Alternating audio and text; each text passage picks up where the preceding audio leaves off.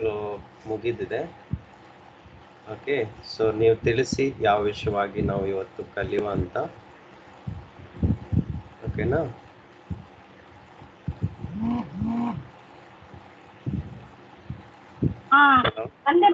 ತಂದೆ ಮಗ ಪರಿಶುದ್ಧಾತ್ಮನ ಬಗ್ಗೆ ಸರ್. ಅಚ್ಚಾ, ಈ ವಿಷಯವಾಗಿ ಕಲಿಯುವ? ಖಂಡಿತ. ಯಾಕೆಂದ್ರೆ ಅನೇಕರಿಗೆ ಅದ್ರ ಬಗ್ಗೆ ಸಂದೇಹವಿದೆ ಅಲ್ವಾ?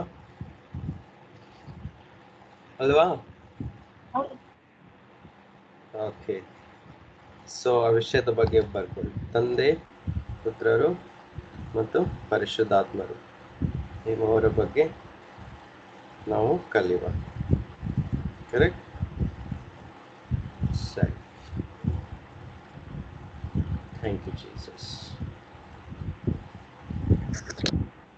Hallelujah, hallelujah. ಓಕೆ, ಸ್ಟಾರ್ಟ್ ಮಾಡುವ. ಓಕೆನಾ? ತಂದೆ, ಪುತ್ರರು ಮತ್ತು ಪರಿಶುದ್ಧಾತ್ಮರ ಬಗ್ಗೆ ಇವತ್ತು ನಾವು ಕಲಿಯುವ. ಸೊ ಕರ್ತನ ಕೃಪೆಯಿಂದ ನಾವು ಅನೇಕ ವಿಷಯಗಳನ್ನು ಒಂದು ವಾರ ಮೇಲಾಯಿತು, ಇವತ್ತಿಗೆ 10 ದಿನ ಆಗಿರ್ಬೋದಲ್ಲ ಕಲೀಲಿಕ್ಕೆ ಕರ್ತನ ನಮಗೆ ಕೃಪೆ ಕೊಟ್ರು ಅಲ್ವಾ?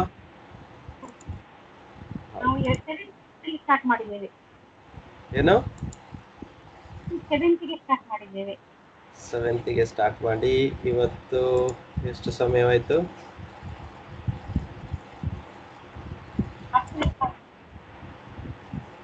10 ದಿವಸ ಆಯ್ತು. ಓಕೆ, ಇವತ್ತು ಮಧ್ಯಾಹ್ನನೂ ಸಹ ಒಳ್ಳೆ ರೀತಿಯಿಂದ ಕಲೀಲಿಕ್ಕೆ ಕರ್ತನ ಕೃಪೆ ಸಿಕ್ತಲ್ವಾ? ಎಸ್. ಓಕೆ, ನಿಮಗೆ ನನ್ನ ಶಬ್ದ ಕ್ಲಿಯರ್ ಆಗಿ ಕೇಳಿಸ್ತಾ ಇದೆಯಾ?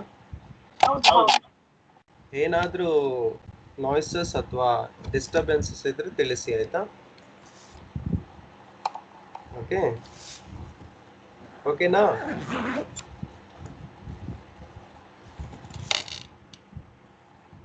Praise the Lord. Okay, clear ಇದೆ ಅಲ್ವಾ ನನ್ನ ವಾಯ್ಸು?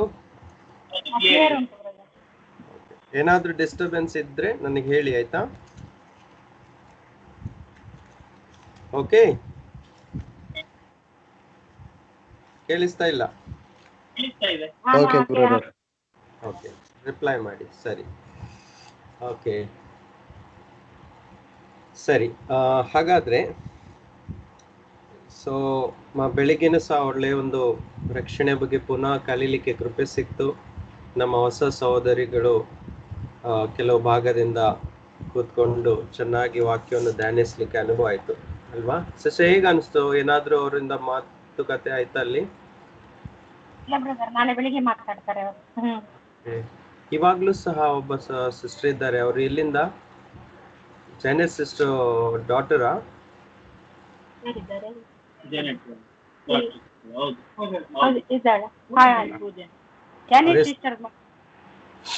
ಓಕೆ ಓಕೆ, ಸಂತೋಷ ಸಂತೋಷ. ಎಲ್ಲರಿಗೂ ಉಪಯೋಗ ಆಗುತ್ತೆ, ವಾಕ್ಯಗಳು ಎಲ್ಲರಿಗೂ ಉಪಯೋಗವಾಗುವಂಥದ್ದು, ಕರ್ತನ ವಾಕ್ಯ. ಓಕೆನಾ? ಸರಿ, ಇದು ಒಂದು ಇಂಟ್ರೆಸ್ಟಿಂಗ್ ಸಬ್ಜೆಕ್ಟ್ ಆಗಿದೆ. ಯಾವುದು? ತಂದೆ, ಪುತ್ರರು ಮತ್ತು ಪರಿಶುದ್ಧಾತ್ಮರು ಅಲ್ವಾ? ಇವಾಗ ನೀವು ಕೇಳಿದ್ದಕ್ಕೋಸ್ಕರ ಇದನ್ನು ಕಲಿಸ್ತಾ ಇದ್ದೀನಿ. ನಾನು ಹೆಚ್ಚಾಗಿ ಈ ವಿಷಯವನ್ನು ಜಾಸ್ತಿಯಾಗಿ ಮುಟ್ಟಕ್ಕೆ ಹೋಗಲ್ಲ, ಯಾಕಂದ್ರೆ ಇದು ತುಂಬಾ ಸಾಫ್ಟ್ ಆದ ವಿಷಯ, ಅದೇ ರೀತಿ ತುಂಬಾ ಕನ್ಫ್ಯೂಸನ್ ಉಂಟು ಮಾಡುವಂತ ವಿಷಯ ಆಗಿದ್ದಕ್ಕೋಸ್ಕರ ಆದಷ್ಟು ಸರಳ ರೀತಿಯಲ್ಲಿ ನಿಮಗೆ ತಿಳಿಸ್ಕೊಡ್ಲಿಕ್ಕೆ ಪ್ರಯತ್ನ ಮಾಡ್ತೀನಿ. ಸರಿನಾ? ಸರಿನಾ? ಓಕೆ, ಸರಿ. ಇವಾಗ ಅನೇಕರು ಈ ವಿಷಯದ ಮೇಲೆ ಡಿಸ್ಕಸ್ ಮಾಡುವುದುಂಟು. ಅನೇಕರು ಈ ವಿಷಯದಲ್ಲಿ ಡಿಸ್ಕಸ್ ಮಾಡಿಬಿಟ್ಟು ಅನೇಕ ತಪ್ಪಾದ ಒಂದು ಸಂಗತಿಗಳನ್ನು ಇದರ ಮೇಲೆ ತಿಳ್ಕೊಂಡಿದ್ದಾರೆ. ಓಕೆ, ಫಾರ್ ಎಕ್ಸಾಂಪಲ್ ಹೇಳ್ತೀನಿ, ಕೆಲವೊಂದು ಸಭೆಗಳಿದ್ದಾವೆ, ಅದು ಪಿತನನ್ನು ಮಾತ್ರ ನಂಬ್ತದೆ, ಪುತ್ರರಾದ ಯೇಸು ಸ್ವಾಮಿಯ ಹೆಸರಿನ ಮೇಲೆ ಜಾಸ್ತಿ ಒತ್ತನ್ನು ಕೊಡಲ್ಲ. ಆ ಒಂದು ಸಭೆ ಯಾವುದಂದ್ರೆ ಜೆಹೋವಾ ವಿಟ್ನೆಸ್ ಅಂತ ಒಂದು ಸಭೆ ಇದೆ. ಇವನ್ ತೆಲವಿಯಲ್ಲೂ ಸಹ ಅನೇಕ ಫಿಲಿಪಿಯನ್ಸರು ಈ ಸಭೆಯಲ್ಲಿ ಸೇರಿದವರಾಗಿದ್ದಾರೆ. ಕಂಡಲ್ಲಿ ಅವರು ಬಂದು ವಾಕ್ಯಗಳನ್ನು ಕೊಡುವುದು ಅಥವಾ ಅವ್ರ ಕೈಯಲ್ಲಿರೋ ಒಂದು ಪಾಂಪ್ಲೆಟ್ ಅನ್ನು ನಮ್ಮ ಪರಿಚಯನ್ನು ಕೊಡುವುದು ಅಲ್ಲಿ ನೋಡ್ಬೋದು. ಸೊ ಅದೇ ರೀತಿಯಾಗಿ ಪುತ್ರರನ್ನೇ ಜಾಸ್ತಿಯಾಗಿ ನಂಬಿ ತ್ರಿಯೈಕ ಟ್ರಿನಿಟಿಯ ಮೇಲೆ ಜಾಸ್ತಿ ಫೋಕಸ್ ಮಾಡದೇ ಇರುವಂಥ ಸಭೆಗಳು ಸಹ ಇದೆ. ಅದರಲ್ಲಿ ಒಂದಾಗಿರುವಂಥದ್ದು ಜೀಸಸ್, ಓನ್ಲಿ ಜೀಸಸ್. ಓಕೆ, ಅವರು ಕೇವಲ ಯೇಸು ನಾಮವನ್ನು ಮಾತ್ರ ಅಂತಾರೆ. ಯೇಸು ನಾಮವನ್ನು ನಂಬೋದು ಸರಿ, ಅದು ಸಂಪೂರ್ಣ ಬೈಬಲಿನ ಪರಿಪೂರ್ಣ ಸತ್ಯಾರ್ಥಕ್ಕೆ ಅವರು ಒಳಪಟ್ಟಿಲ್ಲ. ಅವರದ್ದೇ ಆದಂಥ ಕೆಲವು ಎರರ್ಸ್ಗಳಿದ್ದಾವೆ. ಹಾಗಾಗಿ ನಾವು ಇವತ್ತು ಈ ಟ್ರಿನಿಟಿಯ ಬಗ್ಗೆ ಎಲ್ಲಕ್ಕಿಂತ ಚೆನ್ನಾಗಿ ಕಲಿಸಿದವರೊಬ್ಬರಿದ್ದಾರೆ. ಅದು ಯಾರಂದ್ರೆ, ಮನುಷ್ಯನಾಗಿ ಭೂಮಿಯ ಮೇಲೆ ಬಂದು ಯೇಸು ಕ್ರಿಸ್ತರಾಗಿ ಅವರು ನಮಗೆ ಪಾಠಗಳನ್ನು ಹೇಳಿಕೊಟ್ಟಿದ್ದಾರೆ. ಅವರಿಗಿಂತ ಹೆಚ್ಚಾಗಿ ತಂದೆ ಮತ್ತು ಪರಿಶುದ್ಧಾತ್ಮರ ಬಗ್ಗೆ ಯಾರೂ ತಿಳಿದಿಲ್ಲ. ಯಾಕೆಂದ್ರೆ ನಾನು ತಂದೆಯ ಬಳಿಯಿಂದ ಬಂದಿದ್ದೇನೆ ಅಂತ ಯೇಸು ಸ್ವಾಮಿ ಹೇಳ್ತಾರೆ ಅಲ್ವಾ. ನೋಡಿ, ಯೋಹಾನ 3:13. ಯೋಹಾನ 3:13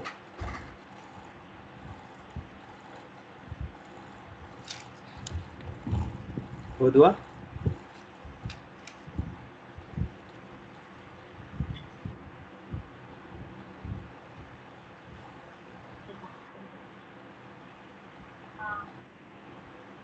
ಪರಲೋಕದಿಂದ ಇಳಿದು ಬಂದವನೇ, ಅಂದರೆ ಮನುಷ್ಯಕುಮಾರನೇ ಹೊರತು ಮತ್ತಾರು ಪರಲೋಕಕ್ಕೆ ಏರಿ ಹೋದವನಲ್ಲ. ಮನುಷ್ಯ ಕುಮಾರನ ಹೊರತು ಮತ್ಯಾರು ಸಹ ಇದುವರೆಗೆ ಪರಲೋಕಕ್ಕೆ ಏರಿ ಹೋಗ್ಲಿಲ್ಲ. ಈವನ್ ಯಾವುದೇ ಸಂತರು ಸಹ ಪರಲೋಕಕ್ಕೆ ಹೋಗಿಲ್ಲ. ಯೇಸು ಬಿಟ್ಟು ಸ್ವರ್ಗಕ್ಕೆ ಹೋಗಿ ಮುಟ್ಟಿದಂದ್ರೆ ಬೇರೆ ಯಾರು ಇಲ್ಲ, ಯೇಸು ಮಾತ್ರ. ಯೇಸು ಬಿಟ್ಟು ಯಾರು ಸಹ ಪರಲೋಕಕ್ಕೆ ಹೋಗಿಲ್ಲ. ನಂಬ್ತೀರಾ?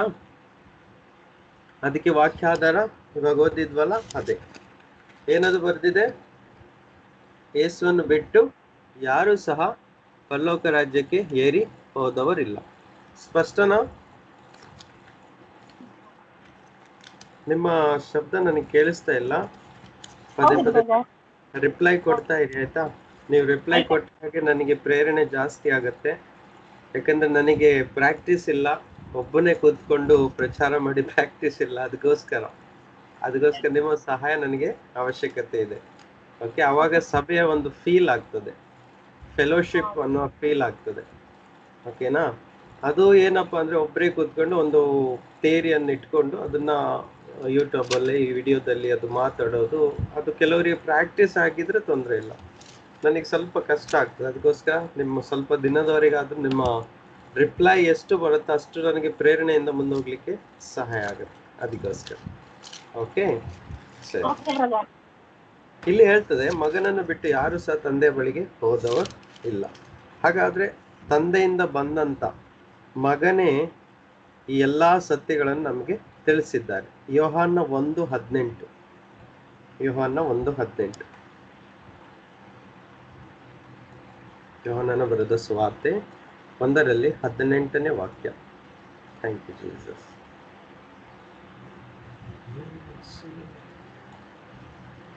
ದೇವರನ್ನು ಯಾರು ಎಂದು ಕಂಡಿಲ್ಲ, ಯಾವ ಪುತ್ರನು ಸ್ವತಃ ದೇವರು ಆಗಿದ್ದು ತಂದೆಯ ಎದೆಯನ್ನು ಆತನೇ ತಿಳಿಯಪಡಿಸಿದನು. ತಂದೆ ಬಳಿಯಲ್ಲಿ ಇದ್ದಂತ ಒಬ್ಬನೇ ಮಗನು ಮಾತ್ರ ನಮಗೆ ದೇವರ ಬಗ್ಗೆ ತಿಳಿಯಪಡಿಸಿದ್ದಾರೆ. ತಂದೆಯನ್ನು ಯಾರು ಸಹ ನೋಡಿಲ್ಲ, ದೇವರನ್ನು ಯಾರು ಸಹ ನೋಡಿಲ್ಲ. No one has seen God at any time ಅಂತ ಬರೆದಿದೆ. ದೇವರನ್ನು ಯಾರು ಸಹ ನೋಡಿಲ್ಲ. ಯಾವ ಭಕ್ತರು ಸಹ ಇವತ್ತಿನವರೆಗೂ ನೋಡಿಲ್ಲ. ದೇವರನ್ನು ನೋಡ್ಲಿಕ್ಕೆ ಆಗುವುದಿಲ್ಲ. ಮನುಷ್ಯನಾಗಿ ಬಂದಂತ ಯೇಸುವಿನ ದರ್ಶನವನ್ನು ಬಿಟ್ರೆ, ದೇವರ ಸಂಪೂರ್ಣತೆ ಹೊಂದಿರುವ ಯೇಸುವನ್ನು ನೋಡುವುದನ್ನು ಬಿಟ್ರೆ, ತಂದೆ ಅನ್ನುವ ಒಂದು ಪರ್ಸನಾಲಿಟಿಯನ್ನು ಹೊಂದಿರುವಂತ ತಂದೆಯಾದ ದೇವರನ್ನು ನೋಡ್ಲಿಕ್ಕೆ ಯಾರಿಂದಲೂ ಆಗಿಲ್ಲ ಅಂತ ಇಲ್ಲಿ ಸ್ವಾಮಿ ಹೇಳ್ತಾರೆ. ಮುಂದೆ ಏನ್ ಹೇಳ್ತಾರೆ? The only begotten son who is in the bosom of the father, he has declared him. ತಂದೆಯ ಮಡಿಯಲ್ಲಿದ್ದಂತ ಒಬ್ಬನೇ ಮಗನಾದಂತ ಯೇಸು ಸ್ವಾಮಿ ನಮಗೆ ತಂದೆಯ ಬಗ್ಗೆ ಪರಿಚಯ ಮಾಡಿಕೊಟ್ಟಿದ್ದಾರೆ. ಮತ್ತು ಯೋಹಾನ 3:13. ಮಗನನ್ನು ಬಿಟ್ರೆ ಯಾರು ಸಹ ಪರಲೋಕಕ್ಕೆ ಏರಿ ಹೋದವರಿಲ್ಲ. ಅರ್ಥ ಆಗ್ತಾ ಇದೆಯಲ್ಲ? Hello, okay. ಈವನ್ ಹಳೆ ಒಡಂಬಡಿಕೆಯಲ್ಲೂ ಸಹ ಹೇಳ್ತಾರೆ, ದೇವರನ್ನು ಯಾರು ಸಹ ನೋಡ್ಲಿಕ್ಕೆ ಆಗುದಿಲ್ಲ.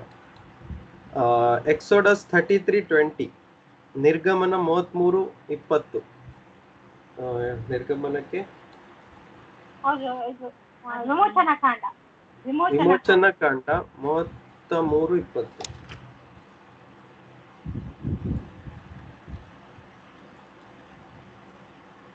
ನೋಡಿ. ಆದರೆ ಆತನು ಅವನಿಗೆ, ನೀನು ನನ್ನ ಮುಖವನ್ನು ನೋಡುವುದಕ್ಕಾಗದು, ಮನುಷ್ಯರಲ್ಲಿ ಯಾವನು ನನ್ನನ್ನು ನೋಡಿ ಜೀವಿಸಲಾರನು ಎಂದು ಹೇಳಿದನು. ಭೂಮಿಯಲ್ಲಿ ದೇವರ ಮುಖವನ್ನು ಯಾರು ಸಹ ನೋಡ್ಲಿಕ್ಕೆ ಆಗುವುದಿಲ್ಲ. ಈ ವಾಕ್ಯನ ಸ್ಪಷ್ಟವಾಗಿ ನೆನ್ಪಿಟ್ಕೊಳ್ಳಿ. ದೇವರ ಮುಖವನ್ನು ಯಾರು ಸಹ, ಇವನ್ ಮೋಜೆ ಸಹ ನೋಡ್ಲಿಕ್ಕೆ ಆಗ್ಲಿಲ್ಲ. ಅಲ್ಲಿ ಇಳಿದು ಬಂದಾಗ ಧಗಧಗಿಸುವ ಅಗ್ನಿಯಾಗಿದ್ದಾರೆ ದೇವರು.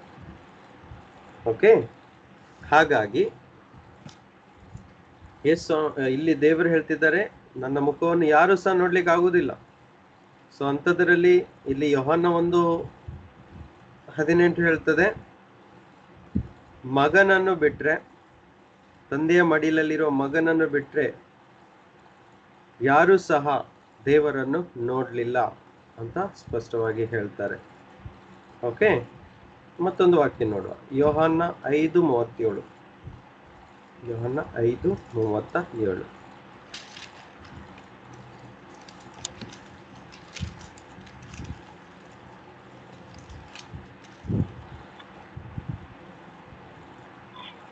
ಅಲ್ಲದೆ ನನ್ನನ್ನು ಕಳುಹಿಸಿಕೊಟ್ಟ ತಂದೆಯು ನನ್ನ ವಿಷಯವಾಗಿ ಸಾಕ್ಷಿ ಹೇಳಿದ್ದಾನೆ.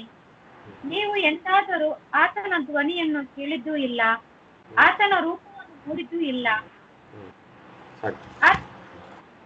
ಆಯ್ತಾ? ಓದಿ ಕಂಪ್ಲೀಟ್ ಮಾಡಿ. ಆತನ ವಾಕ್ಯವು ನಿಮ್ಮಲ್ಲಿ ನೆಲೆಗೊಂಡದ್ದೂ ಇಲ್ಲ. ಕೊಟ್ಟವನ ಮಾತನ್ನು ನೀವು ನಂಬದೇ ಇದ್ದೀರಷ್ಟೇ. ಶಾಸ್ತ್ರಗಳಿಂದ ನಿತ್ಯ ದೊರೆಯುತ್ತದೆಂದು ನೀವು ನೆನೆಸಿ ಅವುಗಳನ್ನು ವಿಚಾರಿಸುತ್ತೀರಲ್ಲ, ಅವುಗಳು ನನ್ನ ವಿಷಯದಲ್ಲಿ ಸಾಕ್ಷಿಗಳಾಗಿವೆ. ಆದರೂ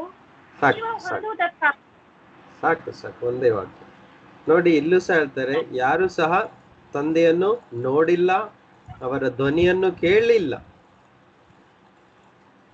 ಹೇಳ್ತಾ ಇದ್ದಾರೆ ಸ್ವಾಮಿ ಇಲ್ಲಿ ಕ್ಲಿಯರ್ ಆಗಿ, ಯಾರು ಸಹ ತಂದೆಯನ್ನು ನೋಡ್ಲಿಲ್ಲ, ಅವರ ಧ್ವನಿಯನ್ನು ಕೇಳಲಿಲ್ಲ. ಹೌದಾ? ನೋಡಿ, ಸೊ ಎಲ್ಲ ವಾಕ್ಯವನ್ನು ನೋಡುವಾಗ ಪರಲೋಕಕ್ಕೆ ಏರಿ ಹೋದವರು ತಂದೆ ಬಿಟ್ರೆ ಬೇರೆ ಯಾರು ಇಲ್ಲ. ಮಗನು ಬಿಟ್ರೆ ಬೇರೆ ಯಾರು ಪರಲೋಕಕ್ಕೆ ಏರಿ ಹೋದವರಿಲ್ಲ, ತಂದೆಯನ್ನು ನೋಡಿದವರಿಲ್ಲ, ಮತ್ತೆ ಅವರ ಧ್ವನಿಯನ್ನು ಕೇಳಿದವರಿಲ್ಲ. ಇವತ್ತು ದೇವರು ಮಾತನಾಡುವುದು ಅಂತ ಆದ್ರೆ ಅದು ಪರಿಶುದ್ಧಾತ್ಮನ ಮೂಲಕ ಮಾತ್ರ. ದೇವರ ಆತ್ಮನು, ಪವಿತ್ರಾತ್ಮ ದೇವರ ಮಾತ್ರ ಮನುಷ್ಯರ ಜೊತೆ ಮಾತಾಡ್ತಾರೆ. ಸರಿನಾ? ಅದನ್ನು ವಿಸ್ತಾರವಾಗಿ ಮುಂದೆ ನೋಡ್ತಾ ಹೋಗೋಣ. ಇಷ್ಟೊತ್ತು ಏನ್ ಕಲ್ತಿದ್ದೀವಿ? ಪರಲೋಕಕ್ಕೆ ಮಗನನ್ನು ಬಿಟ್ರೆ ಬೇರೆ ಯಾರು ಸಹ ಏರಿ ಹೋದವರಿಲ್ಲ. ಯಾಕಂದ್ರೆ ನಾವು ಹೇಳುವುದುಂಟು, ಅವರ ಸ್ವರ್ಗಾರೋಹಣ ಆಯ್ತು, ಇವರ ಸ್ವರ್ಗಾರೋಹಣ ಆಯ್ತು ಅಂತ ಹೇಳುವುದುಂಟಲ್ವಾ. ಇವನ್ ಸಹ ನೋಡಿ, ಮೇರಿಯ ಸ್ವರ್ಗಾರೋಹಣ ಆಗಿದೆ ಅಂತ ಒಂದು ತಪ್ಪಾದ ಕಲ್ಪನೆ ನಮ್ಮಲ್ಲಿ ಉಂಟು. ಬೈಬಲಲ್ಲಿ ಅದಕ್ಕೆ ಯಾವುದೇ ಒಂದು ವಾಕ್ಯಾಧಾರವಿಲ್ಲ ಮೇರಿಯ ಸ್ವರ್ಗಾರೋಹಣ ಆದದ್ದು. ಯಾಕಂದ್ರೆ ಅವರು ನಮ್ಮ ತರನ ಏನಾಗಿದ್ರು, ಅವರು ಮನುಷ್ಯರಾಗಿದ್ರು. ಅವರು ಜೀವಿಸಿ ತಮ್ಮ ಸಂಪೂರ್ಣ ಜೀವಿತ ಆದ್ಮೇಲೆ ಖಂಡಿತ ಅವರು ಮರಣ ಹೊಂದಿದ್ದಾರೆ ಎನ್ನುವುದಕ್ಕೆ ಸಾಕ್ಷಿ ಏನಂದ್ರೆ, ಯೇಸು ಸ್ವಾಮಿ ಹೇಳ್ತಾರೆ, ನನ್ನ ಬಿಟ್ಟು ತಂದೆಯ ಬಳಿಗೆ ಯಾರು ಸಹ ಏರಿ ಹೋದವರಿಲ್ಲ. ಅವರ ಮಡಿಲಲ್ಲಿದ್ದ ಮಗನೇ ಭೂಮಿಗೆ ಬಂದು ತಂದೆಯ ಬಗ್ಗೆ ಹೇಳಿದ್ದಾರೆ ಅಂತ ಹೇಳ್ತಾರೆ. ಇವನು ತಂದೆ ಸಪ್ಪು ಹಳೆ ಒಡಂಬಡಿಕೆಯಲ್ಲಿ ಏನ್ ಹೇಳ್ತಾರೆ? ನನ್ನ ಮುಖವನ್ನು ನೀನು ನೋಡ್ಲಿಕ್ಕೆ ಸಾಧ್ಯವಿಲ್ಲ ಅಂತ ಹೇಳ್ತಾರೆ. ಹಾಗಾದ್ರೆ ದೇವರನ್ನು ಯಾರು ಸಹ ನೋಡಿಲ್ಲ, ಮಗನು ಮಾತ್ರ ಅವರ ಪರಿಚಯವನ್ನು ಮಾಡಿಕೊಟ್ರು. ಓಕೆ, ಇಷ್ಟೇ ನಾವು ನಂಬಬೇಕಾಗಿತ್ತು. ಇದಕ್ಕಿಂತ ಜಾಸ್ತಿ ನಂಬೇಡಿ, ಕಡಿಮೆನೂ ನಂಬೇಡಿ. ಎಷ್ಟು ಯೇಸು ಸ್ವಾಮಿ ಹೇಳಿದ್ದಾರೋ ಅಷ್ಟು ಮಾತ್ರ ನಂಬಿ. ರೈಟಾ? ಓಕೆ, ಅದಕ್ಕೋಸ್ಕರ ದೇವರ ರೂಪ ಅಥವಾ ಇಮೇಜ್ ಅಥವಾ ಅವರ ಫೋಟೋವನ್ನು ಮಾಡುವುದು ತುಂಬಾ ತಪ್ಪು, ಅದು ಪಾಪ. ಅದಕ್ಕೆ ಹೇಳುದು ವಿಗ್ರಹ ಆರಾಧನೆ ಅಥವಾ ಮೂರ್ತಿ ಪೂಜೆ ಅಂತ ಹೇಳ್ತಾರೆ. ಸರಿನಾ? Okay, good. ಸರಿ, ನಾವು ಅದ್ರ ಬಗ್ಗೆ 3 ದಿನದ ಹಿಂದೆ ಪಾಠ ಕಲ್ತಿದ್ದೇವೆ, ವಿಗ್ರಹಾರಾಧನೆ ಏನು ಅಂತ. ಹಾಗಾದ್ರೆ ದೇವರದ್ದು ಮೂರ್ತಿ ಅಥವಾ ಅವರ ರೂಪವನ್ನು ಮಾಡಲಿಕ್ಕೆ ನಮಗೆ ಅಧಿಕಾರ ಉಂಟಾ? ಖಂಡಿತ ಇಲ್ಲ. ಯಾಕಂದ್ರೆ ದೇವರು ಹೇಗಿದ್ದಾರೆ ಅಂತ ಗೊತ್ತಿಲ್ಲ. ಸೊ ಅದಕ್ಕೋಸ್ಕರ ಯೇಸು ಸ್ವಾಮಿಯ ರೂಪವನ್ನು ಮಾಡ್ತಾರೆ, ಅವ್ರ ರೂಪವನ್ನು ಸಹ ನೋಡಿಲ್ಲ. ಓಕೆ, ಮುಂದೆ ಹೋಗುವ. ಇವಾಗ ಈ ತ್ರಯತ್ವವನ್ನು, ಏಕತ್ವವನ್ನು ಅಥವಾ ಟ್ರಿನಿಟಿ ಎಂಬ ದೇವರ ಬಗ್ಗೆ ಕಲಿಯುವ. ಇವಾಗ ನಾವು ಓದಿದಂತ ವಾಕ್ಯದಲ್ಲಿ ಯೇಸು ಸ್ವಾಮಿ ಏನ್ ಹೇಳಿದ್ರು? ತಂದೆಯ ಮಡಿಲಲ್ಲಿದ್ದ ಮಗನು ಏನ್ ಮಾಡಿದ್ರು? ತಂದೆಯ ಬಗ್ಗೆ ಬಂದು ತಿಳಿಸಿದ್ದರು ಅಂತ ಯೋಹನ್ನ 1:18 ನೋಡಿದೆ. ಯಾಕಂದ್ರೆ ಬೇರೆ ಯಾರು ತಂದೆಯನ್ನು ನೋಡಿಲ್ಲ ಅಂತ ಹೇಳಿದ್ದಾರೆ. ಸರಿನಾ? ಹಾಗಾದ್ರೆ ತಂದೆನೂ ಇದ್ದಾರೆ, ಮಗನೂ ಸಹ ಇದ್ದಾರೆ ಅಂತ ಈ ವಾಕ್ಯದಿಂದ ನಮ್ಗೆ ತಿಳಿಯ ಬರ್ತದೆ. ಇದನ್ನು ಬಿಟ್ಟು ಬೇರೆ ವಾಯ್ಸ್ ಬ್ರೇಕ್ ಆಯ್ತಾ? ಬಾಕಿ ಎಲ್ಲರಿಗೂ ಕೇಳಿಸ್ತಾ ಉಂಟಾ? ನಿಮಗೆ ಬ್ರೇಕ್ ಆಗಿಲ್ವಾ? ಓಕೆ ಓಕೆ, ಸರಿ ಸರಿ. ಅದೇ ಈ ವಾಕ್ಯದಿಂದ ನಮ್ಗೆ ಏನ್ ತಿಳಿತದೆ? ತಂದೆ ಅನ್ನೋರು ಇದ್ದಾರೆ, ಅವರನ್ನು ಯಾರು ಸಹ ನೋಡಿಲ್ಲ ಅನ್ನೋದು ಸ್ಪಷ್ಟ. ಅದೇ ರೀತಿ ಮಗನೂ ಸಹ ಇದ್ದಾರೆ, ಅವರು ಯೇಸು ಸ್ವಾಮಿ ಅಂತ ನಮಗೆ ಸ್ಪಷ್ಟವಾಗಿ ಗೊತ್ತಿದೆ. ಅವರೇ ಇಂಟ್ರೊಡ್ಯೂಸ್ ಮಾಡ್ತಾ ಇದ್ದಾರೆ, ತಂದೆಯನ್ನು ಯಾರು ಸಹ ನೋಡಿಲ್ಲ, ತಂದೆ ಮಡಿಲಲ್ಲಿ ನಾನಿದ್ದು ಈ ಭೂಮಿಗೆ ಬಂದು ನಿಮಗೆ ತಿಳಿಯಪಡಿಸಿದ್ದೇನೆ ಅಂತ ಹೇಳ್ತಾರೆ. ಇನ್ನು ಅನೇಕ ವಾಕ್ಯಗಳು ಹೇಳ್ತಾರೆ, ತಂದೆ ಮಾತಾಡಿದ್ದನ್ನೇ ನಾನು ನಿಮಗೆ ಹೇಳ್ತಾ ಇದ್ದೇನೆ ಅಂತ ಅನೇಕ ವಾಕ್ಯಗಳಲ್ಲಿ ಯೇಸು ಸ್ವಾಮಿ ಹೇಳುವುದುಂಟು. ಹಾಗಾದ್ರೆ ತಂದೆ ಬಗ್ಗೆ ನಮಗೆ ಒಳ್ಳೆ ಪಾಠ ಹೇಳ್ಕೊಟ್ಟಿದ್ಯಾರು? ನಮಗೆ ಇಂಟ್ರೊಡ್ಯೂಸ್ ಮಾಡಿಕೊಟ್ಟಿದ್ಯಾರು? ಮಗನಾದಂತ ಯೇಸು ಕ್ರಿಸ್ತರು. ಓಕೆನಾ? ಓಕೆ, ಸರಿ, ಮುಂದೆ ಹೋಗುವ. ಪರಿಶುದ್ಧಾತ್ಮರ ಬಗ್ಗೆನೂ ಸಹ ಇಂಟ್ರೊಡ್ಯೂಸ್ ಮಾಡಿದ್ಯಾರು? ಯೇಸು ಸ್ವಾಮಿ. ಹಾಗಾದ್ರೆ 14ನೇ ಅಧ್ಯಾಯಕ್ಕೆ ಬರುವ. ಯೋಹಾನದಲ್ಲೇ 14, ಯೋಹಾನನ ಸುವಾರ್ತೆ 14.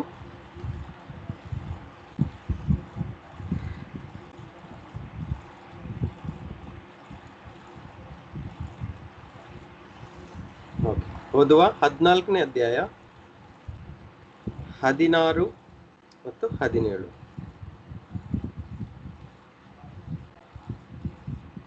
ನಾನು ಕ್ರಿಸ್ತನನ್ನು ಕೇಳಿಕೊಳ್ಳುವೆನು, ಅವರು ನಿಮಗೆ ಬೇರೊಬ್ಬ ಪೋಷಕರನ್ನು ಕೊಡುವರು, ಇವರು ನಿಮ್ಮೊಡನೆ ಯಾವಾಗಲೂ ಇರುವರು. ಸತ್ಯ ಸ್ವರೂಪಿಯಾದ ಪವಿತ್ರಾತ್ಮನೇ ಈ ಪೋಷಕ. ಲೋಕವು ಇವರನ್ನು ಬರಮಾಡಿಕೊಳ್ಳದು, ಏಕೆಂದರೆ ಲೋಕ ಇವರನ್ನು ಕಾಣುವುದೂ ಇಲ್ಲ, ಅರಿತುಕೊಳ್ಳುವುದೂ ಇಲ್ಲ.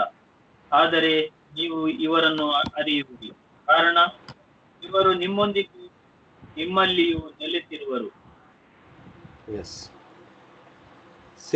ಇಲ್ಲಿಯೂ ಸಹ ಯೇಸು ಸ್ವಾಮಿ ಹೇಳ್ತಾ ಇದ್ದಾರೆ, ನಾನು ತಂದೆಯ ಬಳಿಯಲ್ಲಿ ಕೇಳಿಕೊಳ್ಳುವೆನು, ಅವರು ನಿಮ್ಗೆ ಒಬ್ರು ಪೋಷಕರು ಅಥವಾ ಸಹಾಯಕನು ಅಂತ ಹೇಳ್ತಾ ಇದ್ದಾರೆ. ಇನ್ನೊಂದು ಬೈಬಲ್ ಅಲ್ಲಿ ಓದಿ, ಇನ್ನೊಂದು ಕನ್ನಡ ಬೈಬಲ್ ಓದಿ, ಅದ ನಂತರ ಕೊಂಕಣಿ ಬೈಬಲ್ ಅಲ್ಲೂ ಸಹ ಓದಿ. ಆಗ ನಾನು ತಂದೆಯನ್ನು ಕೇಳಿಕೊಳ್ಳುವೆನು, ಆತನು ನಿಮಗೆ ಬೇರೊಬ್ಬ ಸಹಾಯಕನನ್ನು ಸದಾಕಾಲ ನಿಮ್ಮ ಸಂಗಡ ಇರುವುದಕ್ಕೆ ಕೊಡುವನು. ಸ್ಟಾಪ್. ಅದೇ ಮುಂದೆ ಹೇಳ್ತದೆ, ಸತ್ಯದ ಆತ್ಮನು ಅಂತ ಹೇಳ್ತದೆ. ಸದಾಕಾಲ ನಿಮ್ಮ ಬಳಿಯಲ್ಲಿ ಇರ್ಲಿಕ್ಕೆ ಏನ್ ಕೊಡ್ತಾರೆ ಅಂತ ಹೇಳಿದ್ದಾರೆ? ಸತ್ಯದ ಆತ್ಮನು. ಹೌದಾ? ಪುನಃ ಓದಿ. ಆಗ ನಾನು ತಂದೆಯನ್ನು ಕೇಳಿಕೊಳ್ಳುವೆನು, ಆತನು ನಿಮಗೆ ಬೇರೊಬ್ಬ ಸಹಾಯಕನನ್ನು ಸದಾಕಾಲ ನಿಮ್ಮ ಸಂಗಡ ಇರುವುದಕ್ಕೆ ಕೊಡುವನು. ಬೇರೊಬ್ಬ ಸಹಾಯಕನನ್ನು ನಿಮ್ಮ ಸಂಗಡ ಸದಾಕಾಲ ಇರುವುದಕ್ಕೆ ಕೊಡುವನು. ಹಾಗಾದ್ರೆ ಆ ಸಹಾಯಕನು ನಮ್ಮ ಜೊತೆ ಸದಾಕಾಲ ಇರುವನು. ಯಾರದು ಸದಾಕಾಲವು ನಮ್ಮ ಒಡನೆ ಇರುವವನು? ಯಾರು? ಮುಂದೆ ಓದಿ. ಆತ ಸಹಾಯಕನು ಯಾರೆಂದರೆ ಸತ್ಯದ ಆತ್ಮನೇ. ಸತ್ಯದ ಆತ್ಮನೇ ಅಂದ್ರೆ ಪವಿತ್ರ ಆತ್ಮರು, ಹೌದಾ? ಹೋಲಿ ಸ್ಪಿರಿಟ್, ಹೌದಾ? ಓಕೆ, ಇಲ್ಲಿ ಒಂದು ವಿಷಯವನ್ನು ನೋಡುವ. ಸದಾಕಾಲ ನಮ್ಮೊಡನೆ ಸಹಾಯಕನಾಗಿರೋನು ಯಾರು? ಸತ್ಯದ ಆತ್ಮನು. ಕೊಂಕಣಿ ಓದಿ. apalagi मागतलो तो तुमका एक मदतदार दितलो आणि हो तुमचे सवे सदांकाळ रावतलो. तोच तो स्वतःचो आत्मो संसार पुरो सताच आत्मो आमच्या संगात सदा काळ राहूक दितलो, आमचो मदतगार, ಕನ್ನಡದಲ್ಲಿ ಸಹಾಯಕನು. ಹಾಗಾದ್ರೆ ಅವ್ರನ್ನ ಏನಂತ ಹೇಳ್ಬೋದು? ನಿತ್ಯ ಸಹಾಯಕನು ಅಂತ ಹೇಳ್ಬೋದು. ಸದಾಕಾಲ ನಮ್ಮ ಸಂಗಡ ಇರುವ ಆ ಪರಿಶುದ್ಧ ಆತ್ಮರಿಗೆ ನಿತ್ಯ ಸಹಾಯಕನು ಅಂತ ನಾವು ಹೇಳ್ಬೋದು. ಯಾಕಂದ್ರೆ ಸದಾಕಾಲ ಇರ್ತದೆ, ನಮ್ಮನ್ನು ಬಿಟ್ಟು ಹೋಗುವುದೇ ಇಲ್ಲ ಅಂತ ಹೇಳ್ತಾರೆ. ಸರಿನಾ? ಕೊಂಕಣಿಯಲ್ಲಿ ಹೇಗೆ ಹೇಳ್ತದೆ? ಆಮ್ಕ ಮದದ್ಗಾರ್ ದಿತ್ತಲೋ ಸದಾಕಾಳ आमचे संगत रावतलो. करेक्ट? तर कोंकणी ಅಂತ काले म्हणत आमका सदा आधार दितलो देव पवित्र आत्मा जल्लो ताका आमी काले म्हणत नित्याधार म्हणत. ನಿತ್ಯಾಧಾರ್ ಕನ್ನಡದಲ್ಲಿ ನಿತ್ಯ ಸಹಾಯಕನು. ಇವಾಗ ಹೇಳಿ, ಈ ಹಾಡು ಎಷ್ಟರ ಮಟ್ಟಿಗೆ ಸರಿ ಅಂದುತ್ತೆ? ನಿತ್ಯ ಸಹಾಯ ಮಾತೆ ಹೇಳುದುಂಟಾ ಬ್ರದರ್? ಸ್ವಲ್ಪ ನಿತ್ಯ ಸಹಾಯ ಮಾತೆ ಪ್ರಭು ಕ್ರಿಸ್ತರ ನನ್ಮಯ ದಾತೆ, ಸಾಕು. ನಿನ್ನ ಮಕ್ಕಳು ತಾಯಿ. ಅಬ್ಬ ಅದು ಹೇಳಿ ಹೇಳಿ ಹೇಳಿ ಹೇಳಿ. ನಿನ್ನ ಮಕ್ಕಳು ನಾವು ತಾಯಿ. Continue brother.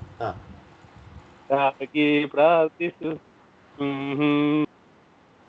Good brother, good. ನಿನ್ನ ಮಕ್ಕಳು ನಾವು ತಾಯಿ, ನಮಗಾಗಿ ಪ್ರಾರ್ಥಿಸು. ಕರೆಕ್ಟಾ? ಸಿ ಯಾವ ರೀತಿಯಾಗಿ ನಾವು ಅಲ್ಲಿ ತಪ್ಪುಗಳನ್ನು ಕಂಡು ಹಿಡಿಬಹುದು ನೋಡಿ. ನಿತ್ಯ ಸಹಾಯಕ ಮಾತೆ, ಕರೆಕ್ಟಾ? ನಿತ್ಯ ಸಹಾಯಕನು ಯಾರು? ಕೇವಲ ಪವಿತ್ರಾತ್ಮರು. ಅವರ ಜಾಗವನ್ನು ಯಾರು ತಗೊಳ್ಳಿಕ್ಕಿಲ್ಲ.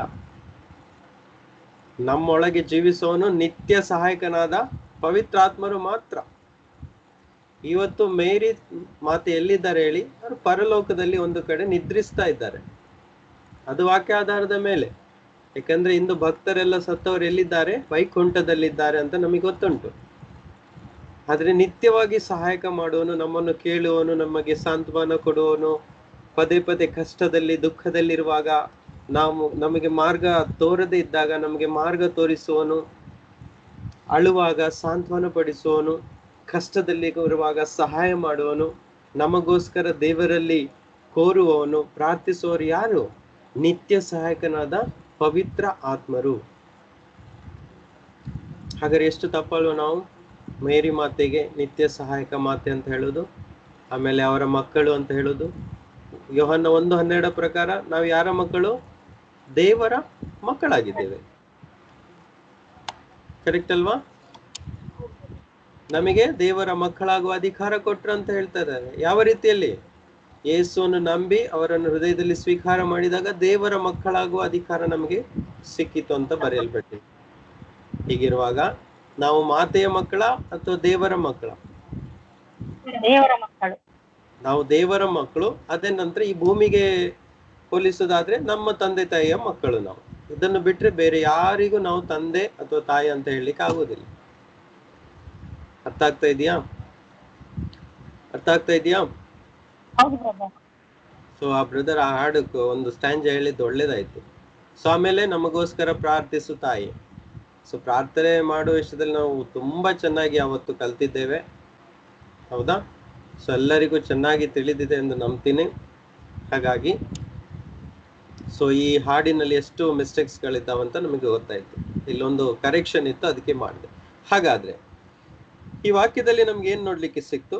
ತಂದೆಯ ಬಳಿಯಲ್ಲಿ ನಾನು ಪ್ರಾರ್ಥಿಸುವೆನು. ಯಾರು? ಮಗನಾದಂತ ಯೇಸು ಸ್ವಾಮಿ ಇಲ್ಲಿ ಹೇಳ್ತಾ ಇದ್ದಾರೆ, ತಂದೆಯ ಬಳಿಯಲ್ಲಿ ನಾನು ಪ್ರಾರ್ಥಿಸುವೆನು. ಹಾಗಾದ್ರೆ ತಂದೆ ಇದ್ದಾರೆ ಪರಲೋಕದಲ್ಲಿ ಅಂತ ಇಲ್ಲಿ ಗೊತ್ತಾಗ್ತಾ ಇದೆ ಪುನಃ. ಆಮೇಲೆ ಪ್ರಾರ್ಥಿಸಿದ ನಂತರ ನಮ್ಮೊಂದಿಗೆ ಸದಾಕಾಲ ಇರಲು ಪವಿತ್ರಾತ್ಮನನ್ನು ನಮಗೋಸ್ಕರ ಕಳಿಸಿಕೊಡುವೆನು ತಂದೆಯಾದ ದೇವರು ನಮಗೋಸ್ಕರ ಕಳುಹಿಸಿ ಕೊಡುವರು ಅಂತ ಯೇಸು ಸ್ವಾಮಿ ನಮ್ಮ ಹತ್ರ ಈ ವಾಕ್ಯವನ್ನು ಹೇಳ್ತಾ ಇದ್ದಾರೆ. ಹಾಗಾದ್ರೆ ಮೂವರು ಬಗ್ಗೆ ಇಂಟ್ರೊಡ್ಯೂಸ್ ಇಲ್ಲಿ ಆಗ್ತಾ ಇದೆಯಾ ಈ ವಾಕ್ಯದಲ್ಲಿ?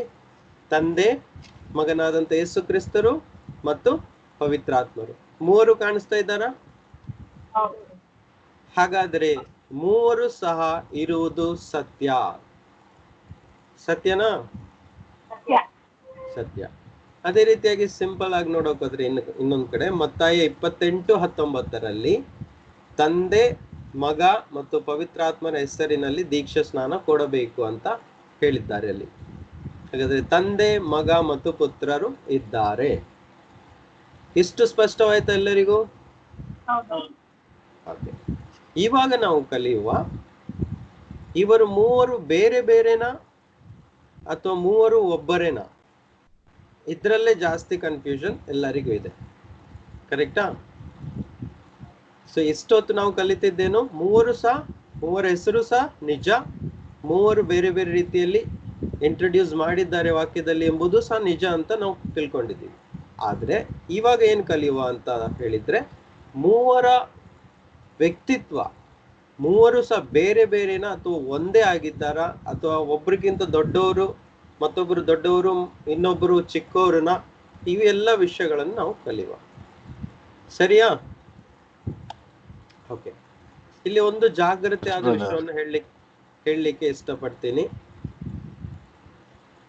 ಎಷ್ಟು ವಾಕ್ಯದಲ್ಲಿ ಯೇಸು ಸ್ವಾಮಿ ನಮಗೆ ಪರಿಚಯ ಮಾಡಿಕೊಟ್ಟಿದ್ದಾರೋ ತಂದೆ, ಮಗ, ಪವಿತ್ರಾತ್ಮನ ಬಗ್ಗೆ ಅಷ್ಟು ಮಾತ್ರ ನಂಬಬೇಕು. ಅದಕ್ಕಿಂತ ಜಾಸ್ತಿ ಕಮ್ಮಿ ನಂಬೋದು ಬೇಡ. ಯಾಕಂದ್ರೆ ತುಂಬಾ ಡೌಟ್ಫುಲ್ ಆಗಿರುವಂತ ವಿಷಯ. ಯಾಕಂದ್ರೆ ಯೇಸು ಸ್ವಾಮಿ ಈ ತಂದೆ, ಮಗ, ಪವಿತ್ರಾತ್ಮರ ವಿಷಯದಲ್ಲಿ ಬೇರೆ ಬೇರೆ ತರದ ವಿಷಯಗಳನ್ನು ಮಾತಾಡಿದ್ದಾರೆ. ಆವಾಗ ನಮಗೆ ಪ್ರಶ್ನೆ ಖಂಡಿತ ಬರ್ತದೆ. ಹಾಗಂತ ಹೇಳಿ ನಾವು ಯೇಸು ಸ್ವಾಮಿಗೆ ಪ್ರಶ್ನೆ ಕೇಳಬಹುದಾ? ಯೇಸು ಸ್ವಾಮಿಗೆ ಹಾಗ್ಯಾಕೆ ಯೇಸುವೆ ಅಂತ ಕೇಳಲಿಕ್ಕೆ ನಮ್ಗೆ ಅಧಿಕಾರ ಇಲ್ಲ. ಇನ್ನೊಂದು ವಿಷಯ ಕೇಳಿ ತಿಳ್ಕೊಳ್ಳುವ ಅಂದ್ರೆ ಆ ವಿಷಯ ಅಷ್ಟು ನಮಗೆ ಮಹತ್ವವನ್ನು ಪಡೆದಿಲ್ಲ. ಯಾಕಂದ್ರೆ ನಾವೆಲ್ಲ ಪರಲೋಕಕ್ಕೆ ಹೋಗ್ತೀವಿ. ಆವತ್ತಿನ ದಿನ ಈ ತ್ರೇಕತ್ವದ ಅಥವಾ ಟ್ರಿನಿಟಿಯ ಬಗ್ಗೆ ಸ್ಪಷ್ಟವಾದ ಅರಿವು ನಮಗೆ ಗೊತ್ತಾಗ್ತದೆ. ಅಲ್ಲಿ ತನಕ ಈ ಮೂವರು ವ್ಯಕ್ತಿತ್ವವನ್ನು ಹೊಂದಿರುವ ತಂದೆ, ಮಗ, ಪರಿಶುದ್ಧಾತ್ಮನ್ನು ನಾವು ನಂಬುತ್ತೇವೆ ಅಂತ ನಮ್ಮ ಹೃದಯದಲ್ಲಿ ದೃಢ ಮಾಡಿಕೊಳ್ಬೇಕು. ಓಕೆನಾ? ಸರಿ, ವಾಕ್ಯವನ್ನು ನೋಡುವ ಒಂದೊಂದಾಗಿ. ಯೋಹಾನನ ಸುವಾರ್ತೆ 10ನೇ ಅಧ್ಯಾಯ ವಾಕ್ಯ 30. 30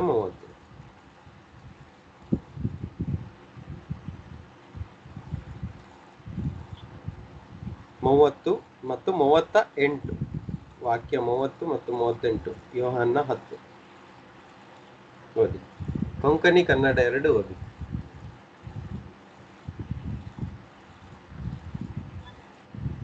ನಾನು ಪಿತನು ಒಂದೇ ಆಗಿದ್ದೇವೆ ಎಂದರು. ಆಗ ಸಾಕು ಸಾಕು ಸಾಕು ಸಾಕು ಸಾಕು ಅದು ಒಂದೇ ವಾಕ್ಯ ಅಷ್ಟೇ. ಅದು ವಾಕ್ಯ 30ನೇ ವಾಕ್ಯ ಅಷ್ಟೇ. ನಾನು ಮತ್ತು ಪಿತನು ಒಂದೇ ಆಗಿದ್ದೇವೆ. ಇದನ್ನ ಹೇಗೆ ಅರ್ಥ ಮಾಡ್ಕೊಳ್ಳೋದು? ಎಷ್ಟು ಹೇಳಿದಾರೆ ಅಷ್ಟೇ ಅರ್ಥ ಮಾಡ್ಕೊಳ್ಬೇಕು. ಇದನ್ನ ಬಿಡಿಸ್ಲಿಕ್ಕೆ ಹೋಗ್ಬಾರ್ದು. ಅವರು ಒಂದಾಗಿದ್ದಾರೆ ಅಂತ ಹೇಳಿದ ಮೇಲೆ ಅವ್ರನ್ನ ಬೇರೆಯಾಗಿ ಇಲ್ಲಿ ಬಿಡಿಸಬಾರದು. ಸೊ ಇಬ್ಬರ ಇದ್ದಾರೆ ಅನ್ನೋದು ಸತ್ಯ. ಅದೇ ರೀತಿ ಅವರಿಬ್ಬರು ಸಹ ಒಂದೇ ಆಗಿದ್ದಾರೆ ಅನ್ನೋದು ಸತ್ಯ. 38ನೇ ವಾಕ್ಯ ಓದಿ. ಒಂದು ನಿಮಿಷ ಬ್ರದರ್ ನೆನ್ಸಿ, ನೀವು ಓದುದು ಉಚ್ಚಾರ ನಮ್ಗೆ ಸರಿ ಕೇಳಿಸ್ತಾ ಇಲ್ಲ. ದೂರಿಂದ ಓದೋ ತರ ಕಾಣುತ್ತೆ. ಪ್ಲೀಸ್ ಸ್ವಲ್ಪ ದೂರಿದ್ರೆ ಹತ್ರಿಂದ ಓದ್ತಾರಾ? ಮೊಬೈಲ್ ಹತ್ರಿಂದ. ಈಗ ಕೇಳ್ತದಾ? ಹಾ, ಇವಾಗ ಕೇಳಿಸ್ತಾ. Yeah thank you. ಈಗ ಓದಬೇಕಾ? ಎಸ್, 38ನೇ ವಾಕ್ಯ ಓದಿ. ನಾನು ಹಾಗೆ ಮಾಡಿದ್ದೇ ಆದರೆ ನನ್ನನ್ನು ನಂಬದೆ ಹೋದರೂ ನನ್ನ ಕಾರ್ಯಗಳನ್ನಾದರೂ ನಂಬಿರಿ. ಆಗ ಪಿತನು ನನ್ನಲ್ಲಿಯೂ ನಾನು ಪಿತನಲ್ಲಿಯೂ ಇರುವುದು ನಿಮಗೆ ಅರಿವಾಗುವುದು. ಸಾಕು. ನಾನು ಪಿತನಲ್ಲಿಯೂ ಪಿತನು ನನ್ನಲ್ಲಿಯೂ ಇರುವುದು ನಿಮಗೆ ಅರಿವಾಗುವುದು. ಮೇಲ್ಗಡೆ ಹೇಳ್ತಾರೆ ನಾನು ಮತ್ತು ಪಿತನು ಒಂದೇ ಆಗಿದ್ದೇವೆ. ಇಲ್ಲಿ ಹೇಳ್ತಾರೆ ನನ್ನಲ್ಲಿ ಪಿತನು ಮತ್ತು ನಾನು ಪಿತನಲ್ಲಿ ಇದ್ದೇನೆ ಅಂತ ಹೇಳ್ತಾರೆ. ಈ ಲಾಜಿಕ್ ಅನ್ನ ನಮ್ಮ ಈ ಬುದ್ಧಿಯಿಂದ, ನಮ್ಮಲ್ಲಿರುವ 1/4 kg ಮೆದುಳಿಂದ ತಿಳ್ಕೊಳ್ಳಿಕ್ಕೆ ಅಸಾಧ್ಯ. ಏನು ಅಸಾಧ್ಯ ಈ ಲಾಜಿಕ್ ಅನ್ನ. ಇದು ಕೇವಲ ದೇವರಿಗೆ ಬಿಟ್ಟಿದ್ದು. ನಿಮ್ಗೆ ಅರ್ಥ ಆಗ್ತಿದೆ ನಾನು ಏನ್ ಹೇಳಲಿಕ್ಕೆ ಇಷ್ಟಪಡ್ತೀನಿ ಅಂತ? ಹಲೋ,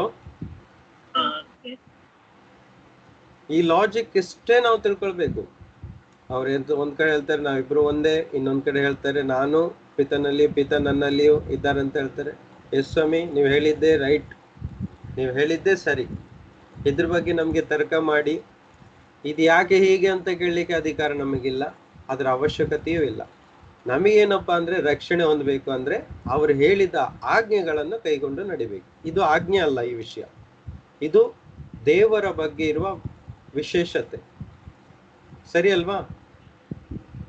ಓಕೆ, ಅವರ ಸಾಮರ್ಥ್ಯ, ಅವರ ಮಹಿಮೆ ಬಗ್ಗೆ ತಿಳ್ಕೊಳ್ಳುವುದು ತುಂಬಾ ಸಂತೋಷಕರವಾದ ಸುದ್ದಿ. ಅವ್ರು ಎಷ್ಟು ದೊಡ್ಡವರು, ಎಷ್ಟು ಅದ್ಭುತಕರವಾಗಿದ್ದಾರೆ ಅಂತ.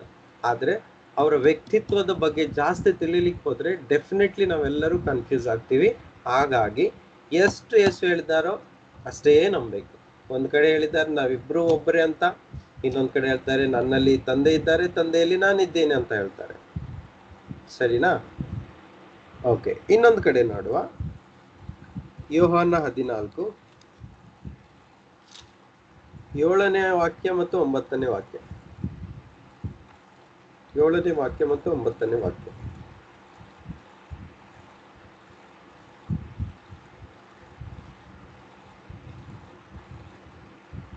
ನೀವು ನನ್ನನ್ನು ಅರಿತವರಾಗಿದ್ದರೆ ನನ್ನ ಪಿತನ ಕೂಡ ಅರಿಯುತ್ತಿದ್ದೀರಿ. ಈಗಿನಿಂದ ಅವರನ್ನು ನೀವು ಅರಿತವರಾಗಿದ್ದೀರಿ ಹಾಗೂ ಕಂಡು ಇದ್ದೀರಿ ಎಂದು ನುಡಿದರು. 9ನೇ ವಾಕ್ಯ. ಇದಕ್ಕೆ ಉತ್ತರವಾಗಿ ಯೇಸು, ನಾನು ಇಷ್ಟು ಕಾಲ ನಿಮ್ಮೊಡನೆ ಇದ್ದರೂ ನಾನು ಯಾರೆಂಬುದನ್ನು ನೀನು ಅರಿತುಕೊಳ್ಳಲಿಲ್ಲವೇ? ನನ್ನನ್ನು ನೋಡಿದವನು ಪಿತನನ್ನೇ ನೋಡಿದವನಾಗಿದ್ದಾನೆ. ಹೀಗಿರುವಾಗ ಫಿಲಿಪ್ಪನೇ ನಮಗೆ ತಂದೆಯನ್ನು ತೋರಿಸೆಂದು ನೀನು ಹೇಳುವುದು ಹೇಗೆ? ನೋಡಿದವನಾಗಿದ್ದಾನೆ. ಹೀಗಿರುವಾಗ ಫಿಲಿಪ್ಪನೇ ನಮಗೆ ಪಿತನನ್ನು ತೋರಿಸಿ ಎಂದು ಹೇಗೆ ಕೇಳುತ್ತಿ? ಸಾಕು ಸಾಕು ಸಾಕು ಸಾಕು. ನೋಡಿ, ನನ್ನನ್ನು ನೋಡಿದವನು ತಂದೆಯನ್ನು ನೋಡಿದವನಾಗಿದ್ದಾನೆ. ಅಬ್ಬಬ್ಬ, ಎಂತ ಮಾತಿದು! ಯೇಸುವನ್ನು ಯಾರೆಲ್ಲ ನೋಡಿದ್ದಾರೋ ಆ ಕಾಲದಲ್ಲಿ ತಂದೆಯನ್ನೇ ನೋಡಿದ್ದಾರಂತ. ಇನ್ನೊಂದು ಕೆಳಗೆ ಹೇಳ್ತಾರೆ ತಂದೆಯ ಮಡಿಲಲ್ಲಿದ್ದಂತ ಪುತ್ರನು ಕೆಳಗೆ ಇಳಿದು ಬಂದಿದ್ದಾರೆ ಅಂತಾರೆ. ಇನ್ನೊಂದ್ ಕಡೆ ಹೇಳ್ತಾರೆ ನಾನಲ್ಲದೆ ಪರಲೋಕಕ್ಕೆ ಏರಿ ಹೋದವರು ಯಾರೂ ಇಲ್ಲ. ಇದೆಲ್ಲ ಒಟ್ಟಿಗೆ ಹಾಕಿ ನೋಡಿದಾಗ ತುಂಬಾ ಕನ್ಫ್ಯೂಸ್ ಆಗ್ತದೆ. ಹಾಗಾಗಿ ಎಷ್ಟು ಯೇಸು ಸ್ವಾಮಿ ಹೇಳಿದ್ದಾರೋ ಅವೆಲ್ಲ ವಾಕ್ಯಗಳು ಸತ್ಯವಾಗಿದೆ. ಅರ್ಥ ಆಗ್ತಾ ಇದೆಯಾ? ಅದಕ್ಕೋಸ್ಕರ ಈ ವಿಷಯವಾಗಿ ತಲೆ ಕೆರ್ಕೊಳ್ದೆ ಈ 3 ಸಹ ಒಬ್ರೇ ಮತ್ತು 3 ಸಹ 3 ತರದ ವ್ಯಕ್ತಿತ್ವವನ್ನು ಹೊಂದಿ ಬೇರೆ ಬೇರೆ ರೀತಿಯಾಗಿ ಕೆಲಸವನ್ನು ಮಾಡ್ತಾ ಇದ್ದಾರೆ. ಅವರ ಮುಖ್ಯ ಉದ್ದೇಶ ಮನುಷ್ಯ ಕುಲವನ್ನು ರಕ್ಷಿಸಬೇಕು ಅಂತ ಅವರು ಮಾಡಿದಂತ ಯೋಜನೆ ಆಗಿದೆ. ದೇವರೇ ತನ್ನಿಂದ ಬೇರೆಯಾಗಿ ಮನುಷ್ಯ ರೂಪ ತಾಳಿ ಈ ಭೂಮಿಗೆ ಬಂದರು ಮತ್ತು ಕ್ರೂಜೆ ಮೇಲೆ ಸತ್ತರು. ಯಾಕಂದ್ರೆ ರಕ್ತ ಬೀಳದ ಹೊರತು ಪಾಪಕ್ಷಮೆ ಇಲ್ಲ ಆಗಿತ್ತು. ಹಾಗಾಗಿ ದೇವರೇನಾದ್ರು ಮನುಷ್ಯ ರೂಪ ತಾಳಿ ಭೂಮಿಗೆ ಬಂದರು. ದೇವರು ಮನುಷ್ಯ ರೂಪ ತಾಳಿದರು. ಹೌದಲ್ವಾ? ಅದು ಮುಂದೆ ವಾಕ್ಯಗಳಿದ್ದಾವೆ, ನೋಡೋಣ ನಾವು. ಮತ್ತು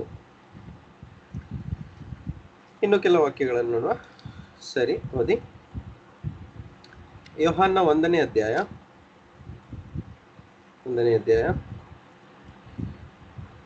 ವಾಕ್ಯ 1 ಮತ್ತು 14. ಇದನ್ನು ಚೆನ್ನಾಗಿ ನಾವು ಅರ್ಥ ಮಾಡ್ಕೊಳ್ಬೇಕು. ಜಗತ್ತು ಉಂಟಾಗುವ ಮೊದಲೇ ದಿವ್ಯವಾಣಿ ಎಂಬುವರಿದ್ದರು. ಆ ದಿವ್ಯವಾಣಿ ದೇವರಾಗಿದ್ದರು. ಆ ದಿವ್ಯವಾಣಿ ದೇವರೊಂದಿಗೆ ಇದ್ದರು. ಇದು ಇನ್ನೊಂದು ಟ್ರಾನ್ಸ್ಲೇಷನ್ ಅಲ್ಲಿ ಓದಿ ಸಿಸ್ಟರ್ ಸಂತಕ, ನೀವು ಓದಿ.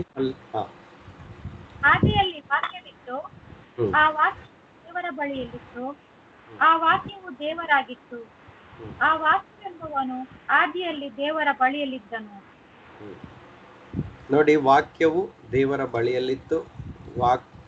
ಆದಿಯಲ್ಲಿ ವಾಕ್ಯವಿತ್ತು, ವಾಕ್ಯ ದೇವರ ಬಳಿಯಲ್ಲಿತ್ತು, ವಾಕ್ಯ ದೇವರಾಗಿತ್ತು. ಮತ್ತು 14ನೇ ವಾಕ್ಯದಲ್ಲಿ ಓದಿ.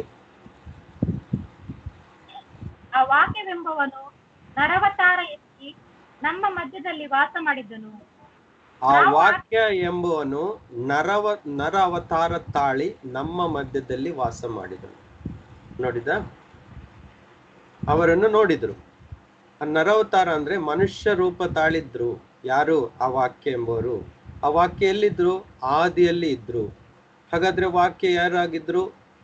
ಸ್ವತಃ ದೇವರಾಗಿದ್ದರು. ಹೇಳ್ತಾ ಇದೆಯಾ ವಾಕ್ಯ? ವಾಕ್ಯ ಯಾರಾಗಿದ್ರು? ಸ್ವತಃ ದೇವರಾಗಿದ್ದರು. ಹಾಗಾದ್ರೆ ಆ ವಾಕ್ಯ ಯಾರು? ಯೇಸು ಕ್ರಿಸ್ತರು. ಯೇಸು ಕ್ರಿಸ್ತರು ಆದಿಯಲ್ಲಿ ಇದ್ದರು. ಯೇಸು ಕ್ರಿಸ್ತರು ದೇವರ ಬಳಿಯಲ್ಲಿದ್ದರು. ಯೇಸು ಕ್ರಿಸ್ತರು ದೇವರಾಗಿದ್ದರು. ಮತ್ತು ಯೇಸು ಕ್ರಿಸ್ತರು ನರವತಾರ ತಾಳಿ ನಮ್ಮ ಮಧ್ಯದಲ್ಲಿ ವಾಸ ಮಾಡಿದರು. ಹಾಗಾದ್ರೆ ಅವರೇ ದೇವ್ರ? ಯೇಸು ಕ್ರಿಸ್ತರೇ ದೇವ್ರ? ಹೌದು. ಮಗನ? ಹೌದು. ತಂದೆ ಬೇರೆನಾ? ಹೌದು. ಹಾಗಾದ್ರೆ ತಂದೆ ಮಗ ಬೇರೆನಾ? ಅಲ್ಲ. ಅರ್ಥ ಆಗ್ತಾ ಇದೆಯಾ? ಸೊ ಹಾಗಾಗಿ ಇದು ತುಂಬಾ ಕಾಂಟ್ರವರ್ಸಿಯಲ್ ಟಾಪಿಕ್ ಆಗಿರೋಕ್ಕೋಸ್ಕರ ವಾಕ್ಯ ಏನೇನ್ ಹೇಳ್ತಾ ಇದೆ ಅವೆಲ್ಲವೂ ಸರಿ. ಯಾಕಂದ್ರೆ ಇದ್ರ ಬಗ್ಗೆ ಹೇಳಿದವರು ಅವರೇ. ಹಾಗಾಗಿ ಈ ವಿಷಯ ಅವರಿಗೆ ಬಿಟ್ಟದ್ದು. ನಮಗೆ ಇದರಿಂದ ತಲೆ ಕೆಡಿಸಿಕೊಳ್ಳುವಂತ ಯಾವುದೇ ಅವಶ್ಯಕತೆ ಇಲ್ಲ. ಅಷ್ಟನ್ನೇ ಮಾತ್ರ ನಾವು ತಿಳಿದುಕೊಂಡ್ರೆ ಸಾಕು. ಸರಿನಾ? ಸರಿ, ಮುಂದೆ ಹೋಗಿ ಇನ್ನು ಕೆಲವು ವಾಕ್ಯಗಳನ್ನು ತಿಳಿದುಕೊಳ್ಳುವ. ಓಕೆ, ಯೇಸು ಸ್ವಾಮಿ ಹುಟ್ಟಿದಾಗ ಗಬ್ರಿಯಲ್ ದೇವದೂತನು ಏನ್ ಹೇಳ್ತಾರೆ? ಎಮ್ಮಾನುವೇಲ್ ಅಂತ ಅವರ ಹೆಸರು ಅಂತ ಹೇಳ್ತಾರೆ. ಮತ್ತಾಯ 1:23. ಮತ್ತಾಯ 1:23.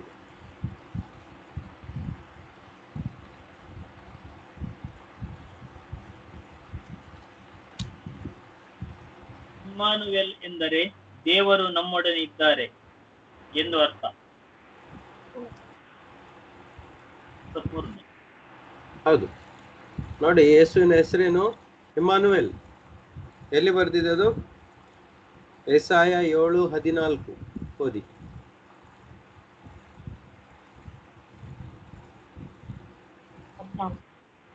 ಯೆಶಾಯ 7:14.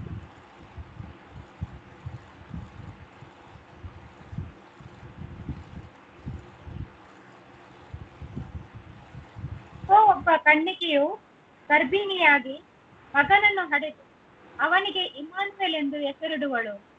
ಸಾಕು ಆಯ್ತಾ? ಫುಲ್ ಆಯ್ತು ಅದು ವಾಕ್ಯ? ಓಕೆ. ಇಮ್ಮಾನುವೇಲ್ ಎಂದು ಹೆಸರಿಡುವರು. ಹೌದಾ? ಹಾಗಾದ್ರೆ ಇದು ಯಾರ ಬಗ್ಗೆ ಹೇಳ್ತಾ ಇದೆ ವಾಕ್ಯ? ಯೇಸು ಸ್ವಾಮಿ ಬಗ್ಗೆ. ಹಾಗಾದ್ರೆ ಇಮ್ಮಾನುವೇಲ್ ಅಂತ ಹೆಸರಿನ ಅರ್ಥ ಏನು? ದೇವರು ನಮ್ಮೊಡನಿದ್ದಾರೆ. ಹೌದಾ? ಹಾಗಾದ್ರೆ ಯೇಸು ಯಾರು? ದೇವರು. ನೋಡಿ, ಇಮ್ಮಾನುವೇಲ್. ಏಲ್ ಅಂದ್ರೆ ಏನು? ದೇವರು. ಎಲೋಹಿಮ್. ಎಲ್ ಅಂದ್ರೆ ಏನು? ದೇವರು. ಅನು ಅಂದ್ರೆ ನಮ್ಮೊಡನೆ. ಎಂ ಅಂದ್ರೆ ಇದ್ದಾರೆ. ಗೊತ್ತಾಗ್ತಾ ಇದೆಯಾ? ಎಮ್ಮಾನುವೇಲ್. ಇಬ್ರು ಗೊತ್ತಿದ್ದವರಾದ ನಿಮಗೆ ತಿಳಿಲಿಕ್ಕೆ ಈಸಿ ಆಗ್ತಾ ಇದೆ. ಎಮ್ಮಾನುವೇಲ್ ಅಂದ್ರೆ ದೇವರು ನಮ್ಮೊಡನೆ ಇದ್ದಾರೆ. ಸರಿಯಾ? ಇಬ್ರು ಅರ್ಥ ಆಗ್ತಿದ್ರೆ ಅದು 3 ಪದಗಳು ಒಟ್ಟಾಗಿ ಬರೆಯಲ್ಪಟ್ಟಿದೆ, ಎಮ್ಮಾನುವೇಲ್ ಅಂತ.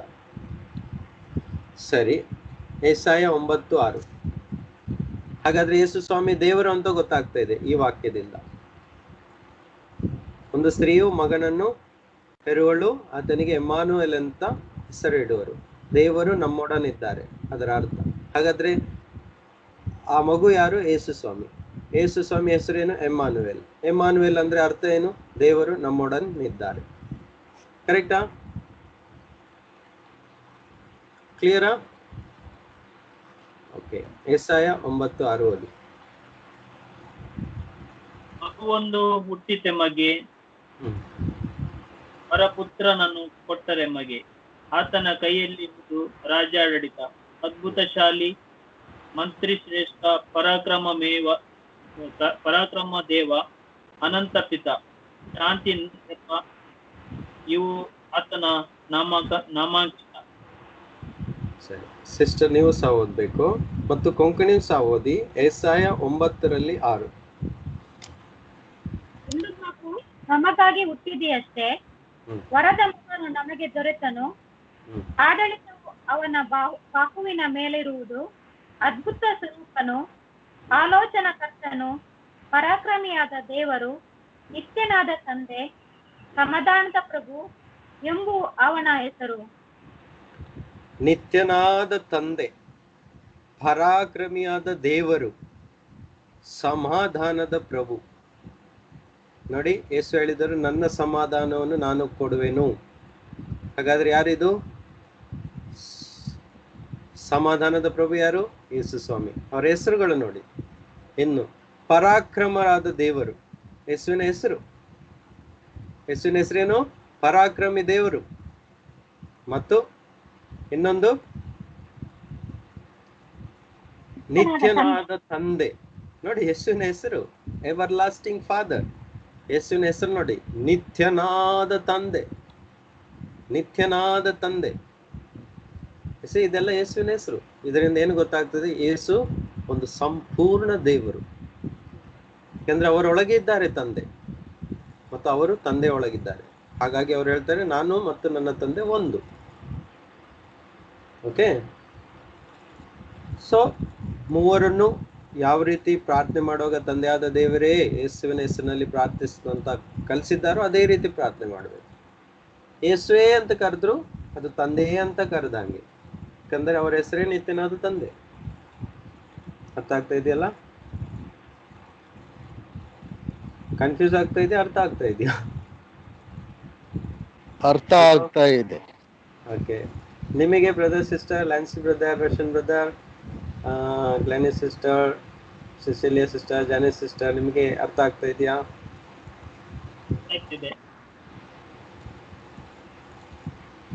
ಕನ್ಫ್ಯೂಸ್ ಆಗ್ತಾ ಇದೆಯಾ? ಅರ್ಥ ಆಗ್ತಾ ಇದೆಯಾ?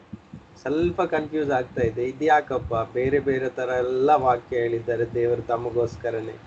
ಅವ್ರು ಏನು ಹೇಳಿದ್ದಾರೋ ಅದೇ ಸರಿ. ಅದು ಯಾಕೆ ಅಂತ ಕೇಳಲಿಕ್ಕೆ ನಮಗೆ ಯಾವ ಹಕ್ಕು ಇಲ್ಲ. ನಮಗೆ ಕೊಟ್ಟಂತ ಸೌಭಾಗ್ಯ ಅಥವಾ ಕೃಪೆ ಏನಂತಂದ್ರೆ ಅವ್ರ ಮಕ್ಕಳಾಗುವ ಕೃಪೆ ಕೊಟ್ಟರು. ಅದಕ್ಕೋಸ್ಕರ ಅವ್ರನ್ನ ಥ್ಯಾಂಕ್ಸ್ ಹೇಳ್ಬೇಕು, ಅವ್ರನ್ನ ಮಹಿಮೆ ಪಡಿಸ್ಬೇಕು ಪ್ರತಿ ಕ್ಷಣದಲ್ಲೂ. ನಾನು ಅದಕ್ಕೋಸ್ಕರ ಈ ವಿಷಯದಲ್ಲಿ ಜಾಸ್ತಿ ವಿತರ್ಕ ಮಾಡ್ಲಿಕ್ಕೆ ಹೋಗುವುದೇ ಇಲ್ಲ. ಅವ್ರ ಮೂರು ಒಬ್ರೇ ಅಂತ ನಾನು ಹೇಳ್ತೀನಿ, ಬೇರೆ ಎಲ್ಲ ಅವ್ರ ಮೂರು ಒಬ್ರೇ. That is my final statement. ನನ್ನ ಫೈನಲ್ ಸ್ಟೇಟ್ಮೆಂಟ್ ಏನು? ಪಿತಾ, ಪುತ್ರ, ಪವಿತ್ರ ಆತ್ಮರು ಒಬ್ಬರೇ. ಓಕೆನಾ? ಎಲ್ಲ ವಾಕ್ಯ ಯಾಕೆ ತೋರಿಸ್ತಾ ಇದ್ದೀನಿ ಅಂತ ಹೇಳಿದ್ರೆ, ಸೊ ಪ್ರತಿ ವಾಕ್ಯಗಳು ಬೇರೆ ಬೇರೆ ಬೇರೆ ಬೇರೆ ತರ ಹೇಳ್ತಾ ಇದೆ. ಸೊ ಫೈನಲ್ ಆಗಿ ನಾವು ಕನ್ಕ್ಲೂಡ್ ಮಾಡಿ ಒಂದು ಅರ್ಥವನ್ನು ತೆಗಿಬೇಕು. ಮೂವರು ಸಹ ಒಬ್ರೇ, ಮೂವರು ಸಹ ಒಬ್ರೇ, ಬೇರೆ ಬೇರೆ ಅಲ್ಲ. ಅವರು ಬೇರೆ ಬೇರೆ ತರನಾಗಿ ತೋರಿಸ್ಕೊಟ್ರು ಸಹ ಮೂವರು ಒಬ್ರೇ ಆಗಿದ್ದಾರೆ. ಓಕೆನಾ? ಸರಿ, ಇನ್ನು ಸ್ವಲ್ಪ ಮುಂದೆ ಹೋಗೋಣ. ಟೆನ್ಷನ್ ಮಾಡ್ಕೊಳ್ಬೇಡಿ, ಟೆನ್ಷನ್ ಮಾಡ್ಕೊಳ್ಬೇಡಿ. ಓಕೆ ಓಕೆ ಸರಿ, ಜಾಸ್ತಿ ಕನ್ಫ್ಯೂಸ್ ಮಾಡ್ಲಿಕ್ಕೆ ಹೋಗಲ್ಲ. ಹಾಗಾಗಿ ಕೆಲವು ವಾಕ್ಯಗಳನ್ನು ಸ್ಕಿಪ್ ಮಾಡ್ತೀನಿ, ಆಯ್ತಾ? ಒಂದೆರಡು ವಾಕ್ಯಗಳನ್ನು ಓದುವ. 1 ತಿಮೋತಿ 3:16 ಏನು ಬರೆದಿದೆ ನೋಡಿ. 1 ತಿಮೋತಿ 3:16.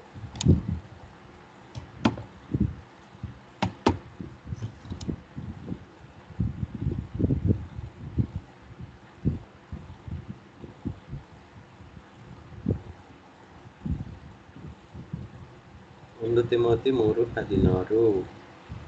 ದೇವ ಭಕ್ತಿಗೆ ಆಧಾರವಾದ ಸತ್ಯಾರ್ಥವು ಗಂಭೀರವಾದದ್ದಕ್ಕೆ ನಾವೆಲ್ಲರೂ ಒಪ್ಪಿಕೊಳ್ಳುತ್ತೇವೆ. ಅದೇನೆಂದರೆ, ಆತನು ಶರೀರಧಾರಿಯಾಗಿ ಪ್ರತ್ಯಕ್ಷನಾದನು, ಆತ್ಮ ಸಂಬಂಧವಾಗಿ ಆತನೇ ಎಂದು ಸ್ಥಾಪಿಸಲ್ಪಟ್ಟನು, ದೇವದೂತನಲ್ಲಿ ಕಾಣಿಸಿಕೊಂಡನು, ಅನ್ಯ ಜನರಲ್ಲಿ ಸೃಷ್ಟಿ ಮಾಡಲ್ಪಟ್ಟನು, ಲೋಕದಲ್ಲಿ ನಿಲ್ಲಿಸಲ್ಪಟ್ಟನು, ಪ್ರಭಾವ ಸ್ಥಾನದಲ್ಲಿ ಸೇರಿಸಲ್ಪಟ್ಟನು.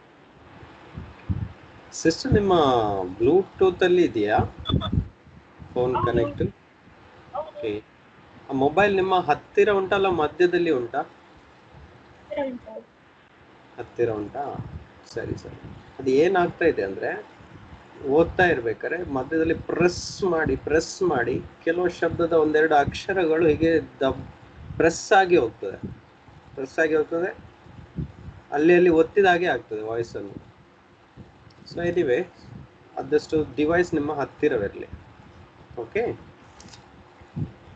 ಸರಿ. ಇದನ್ನ ಅರ್ಥ ಮಾಡ್ಕೊಳ್ಳಿಕ್ಕೆ ಸ್ವಲ್ಪ ಕಷ್ಟ ಆಗ್ತದೆ. ಪುನಃ ಹಗುರವಾಗಿ ಓದುವ. ಒಮ್ಮೆ ಕೊಂಕಣಿ ಓದಿ. ಅವಾಗ್ಲೂ ಸಹ ಓದ್ಲಿಕ್ಕೆ ಹೇಳಿದ್ದೆ, ಓದಿ.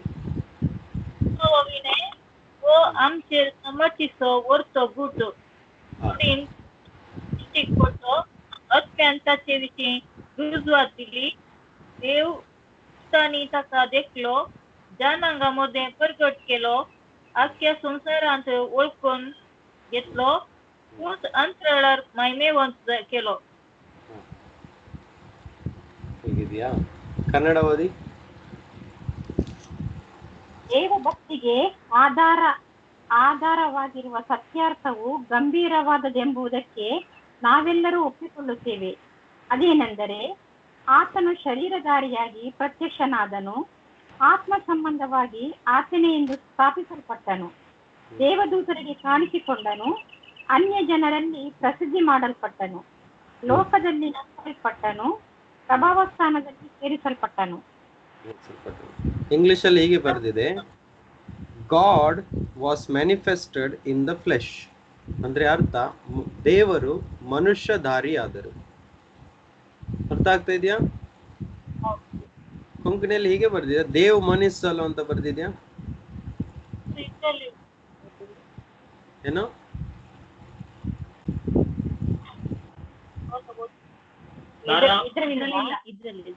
ಮಾನವ ರೂಪದಲ್ಲಿ ಪ್ರತ್ಯಕ್ಷನಾಗಿ. ಸಾಕು. ದೇವರು ಮಾನವ ರೂಪದಲ್ಲಿ ಪ್ರತ್ಯಕ್ಷನಾದರು. ಹಾಗೆ ಬರೆದಿದೆಯಲ್ಲ ನಿಮ್ಮ ಬೈಬಲ್ ಅಲ್ಲಿ?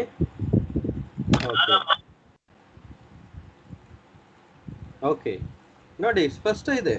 ದೇವರು ಮಾನವ ರೂಪದಲ್ಲಿ, ಮಾನವ ರೂಪದಲ್ಲಿ ಪ್ರತ್ಯಕ್ಷನಾದರು. ಹಾಗಾದ್ರೆ ದೇವರು ಯಾರು? ಯೇಸು ಕ್ರಿಸ್ತರು. ಸರಿ ಇದೆಯಾ? ದೇವರು ಯಾರು? ಯೇಸು ಕ್ರಿಸ್ತರು. ಯಾಕಂದ್ರೆ ದೇವರು ಮಾನವ ರೂಪ ತಾಳಿದರು. ಅದು ಯಾರದು? ಯೇಸು. ಹಾಗಾದ್ರೆ ಅವರು ದೇವರ? ಹೌದು.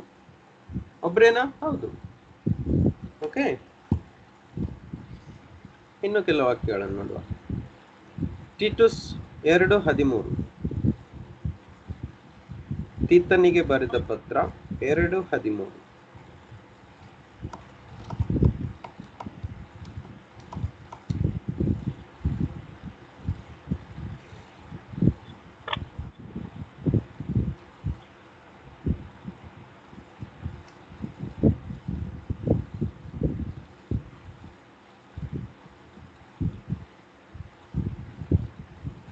ನಾವು ಭಕ್ತಿಹೀನ ನಡತೆಯನ್ನು, ಪ್ರಾಪಂಚಿಕ ವ್ಯಾಮೋಹಗಳನ್ನು ವಿಸರ್ಜಿಸಿ ಈ ಲೋಕದಲ್ಲಿ ವಿವೇಕಿಗಳಾಗಿಯೂ ಪ್ರಾಮಾಣಿಕರಾಗಿಯೂ ಭಕ್ತರಾಗಿಯೂ ಜೀವಿಸಬೇಕೆಂದು ಅದು ನಮಗೆ ಬೋಧಿಸುತ್ತದೆ. ಅಲ್ಲದೆ ಮಹೋನ್ನತ ದೇವರು ಮತ್ತು ನಮ್ಮ ಉದ್ಧಾರಕ ಯೇಸು ಕ್ರಿಸ್ತರು ಮಹಿಮಾ ರೂಪದಲ್ಲಿ ನಮಗೆ ಪ್ರತ್ಯಕ್ಷವಾಗುವ ಸೌಭಾಗ್ಯವನ್ನು ನಾವು ಎದುರು ನೋಡಬೇಕೆಂದು ಅದು ಕಲಿಸುತ್ತದೆ. ಕನ್ನಡದಲ್ಲಿ ಹಾಗಿದೆ. ಸರಿ, ಹಾಗಾದ್ರೆ ಆ ವಾಕ್ಯ ಸ್ಕಿಪ್ ಮಾಡಿಬಿಡಿ, ಯಾಕಂದ್ರೆ ಇಂಗ್ಲಿಷಲ್ಲಿ ಸ್ವಲ್ಪ ಬೇರೆ ಟೈಪ್ ಇದೆ.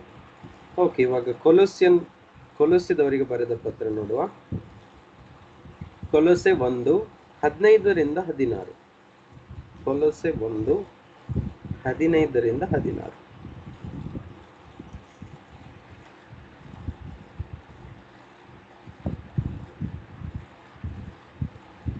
ಆತನು ಅದೃಶ್ಯನಾದ ದೇವರ ಪ್ರತಿರೂಪನು, ಸೃಷ್ಟಿಗೆಲ್ಲ ಜ್ಯೇಷ್ಠ ಪುತ್ರನು, ಪ್ರಾಣ ಹೊಂದಿದವನು ಆಗಿದ್ದಾನೆ. ಲೋಕಗಳಲ್ಲಿರುವ ದೃಶ್ಯವಾದವುಗಳೆಲ್ಲವೂ, ಸಿಂಹಾಸನಗಳಾಗಲಿ, ಪ್ರಭುತ್ವಗಳಾಗಲಿ, ದೊರೆತನಗಳಾಗಲಿ, ಅಧಿಕಾರಗಳಾಗಲಿ ಆತನಲ್ಲಿ ಸೃಷ್ಟಿಸಲ್ಪಟ್ಟವು. ಸರ್ವವು ಆತನ ಮುಖಾಂತರವಾಗಿಯೇ ಆತನಿಗೋಸ್ಕರವಾಗಿಯೂ ನಿಮ್ಮ ವಾಯ್ಸ್ ಬ್ರೇಕ್ ಆಯಿತು. ಬೇರೆ ಯಾರಾದರೂ ಓದ್ತೀರಾ ನಿಮ್ಮ ಲೈನನ್ನು ಬಿಟ್ಟು? ಜೂಡ್ ಬ್ರದರ್, ನೀವು ಓದ್ತೀರಾ? ಕನ್ನಡ ಬೈಬಲ್ ಇದೆಯಲ್ಲ? 16. ಭೂಪರಲೋಕದಲ್ಲಿರುವ ದೃಶ್ಯಾದೃಶ್ಯವಾದವುಗಳೆಲ್ಲವೂ, ಸಿಂಹಾಸನಗಳಾಗಲಿ, ಪ್ರಭುತ್ವಗಳಾಗಲಿ, ದೊರೆತನಗಳಾಗಲಿ, ಅಧಿಕಾರಗಳಾಗಲಿ ಆತನಲ್ಲಿ ಸೃಷ್ಟಿಸಲ್ಪಟ್ಟವು. ಸರ್ವವು ಆತನ ಮುಖಾಂತರವಾಗಿ ಆತನಿಗೋಸ್ಕರವಾಗಿ ಸೃಷ್ಟಿಸಲ್ಪಟ್ಟಿತು. ನೋಡಿ, ಯೇಸುವಿನ ಮುಖಾಂತರವಾಗಿಯೇ, ಯೇಸುವಿಗೋಸ್ಕರವೇ ಸಕಲವು ಸೃಷ್ಟಿಸಲ್ಪಟ್ಟಿದೆ. ಯೇಸುವಿನಲ್ಲಿಯೇ ಸಕಲ ಸೃಷ್ಟಿಯಾಗಿದೆ. ಹಾಗಾದ್ರೆ ಯೇಸು ಯಾರು? ಸೃಷ್ಟಿಕರ್ತ. ಯೇಸು ಯಾರು? ಸೃಷ್ಟಿಕರ್ತರು. ಯಾಕಂದ್ರೆ ಆತನಲ್ಲಿಯೇ, ಆತನ ಮುಖಾಂತರವಾಗಿ, ಆತನಿಗೋಸ್ಕರವೇ ಸಕಲವು ಸೃಷ್ಟಿಸಲ್ಪಡ್ತು. ಅದ್ಯಾರು ಆತನು ಅಂದ್ರೆ ಯೇಸು ಕ್ರಿಸ್ತರು. ಬ್ರದರ್ 15ರಿಂದ ಓದಿ.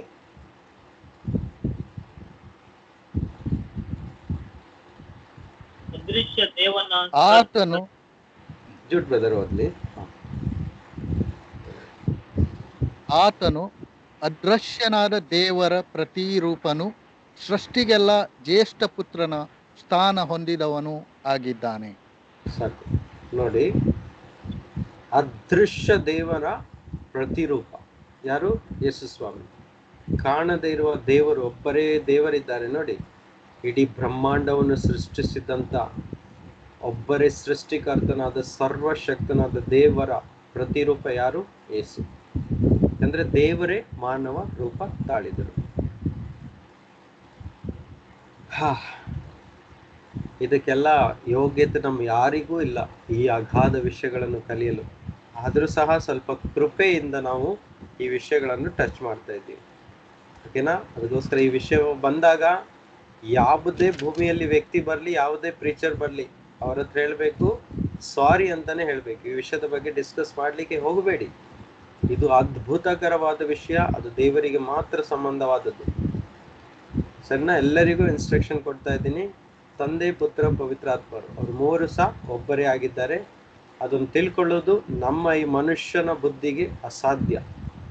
ಎಷ್ಟು ಮಟ್ಟಿಗೆ ನಮಗೆ ಪ್ರಕಟಪಡಿಸಿದ್ದಾರೆ ಅಷ್ಟು ಮಾತ್ರ ನಾವು ಕಲಿಯೋಣ. ಅದ್ರ ಬಗ್ಗೆ ಜಾಸ್ತಿ ಇದ್ರ ಬಗ್ಗೆ ತಲೆ ಹೊಡಿಸ್ಕೊಂಡು ಹೋದ್ರೆ ನಮ್ಮ ಆತ್ಮಿಕ ಜೀವಿತಕ್ಕೆ ಹೊಡೆತ ಬೀಳ್ತದೆ ಮತ್ತು ತರ್ಕ ವಿತರ್ಕಗಳು ಆಗ್ತಾ ಹೋಗ್ತದೆ.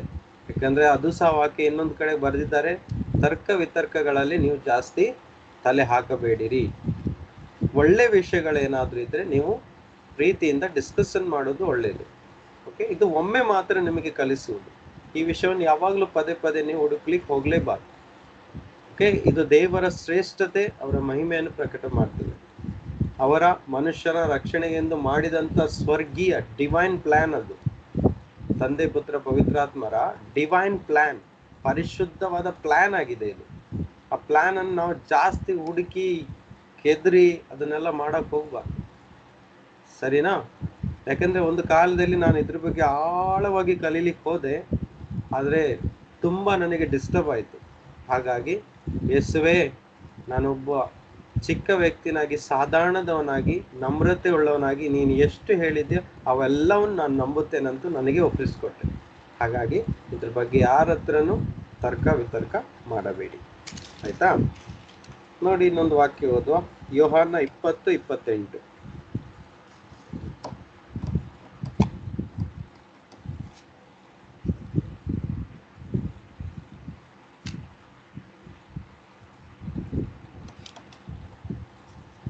ಯೋಹಾನ 20:28.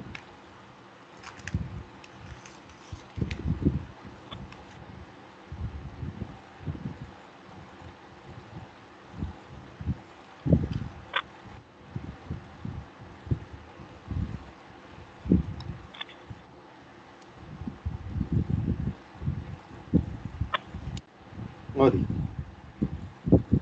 ತೋಮನು, ಪ್ರಭುವೇ, ನನ್ನ ಪ್ರಭುವೇ, ನನ್ನ ದೇವರೇ ಎಂದನು. ಯೇಸು ಸ್ವಾಮಿ ಏನ್ ಹೇಳ್ತಾ ಇದ್ದಾರೆ? ಥೋಮಸ್ ಅಲ್ವಾ ಹೇಳಿದ್ದು? ಏನ್ ಹೇಳ್ತಾ ಇದ್ದಾರೆ? ನನ್ನ ಪ್ರಭುವೇ, ನನ್ನ ದೇವರೇ. ಯಾರಿಗೆ? ಯೇಸು ಸ್ವಾಮಿಗೆ. ಯೇಸು ಸುಮ್ಮನಿದ್ರ? ಸುಮ್ಮನೆ ಇದ್ರು, ಅಕ್ಸೆಪ್ಟ್ ಮಾಡಿದ್ರು ಆ ವರ್ಡನ್ನು. ಯಾರು? ಯೇಸು ಸ್ವಾಮಿ. ನನ್ನ ಪ್ರಭು, ನನ್ನ ದೇವರು ಅಂತ ಕರೆದಾಗ ಯೇಸು ಸ್ವಾಮಿ ಪ್ರೀತಿಯಿಂದ ಅದನ್ನು ಎಕ್ಸೆಪ್ಟ್ ಮಾಡ್ತಾರೆ, ರಿಜೆಕ್ಟ್ ಮಾಡಲ್ಲ ಅಲ್ಲಿ.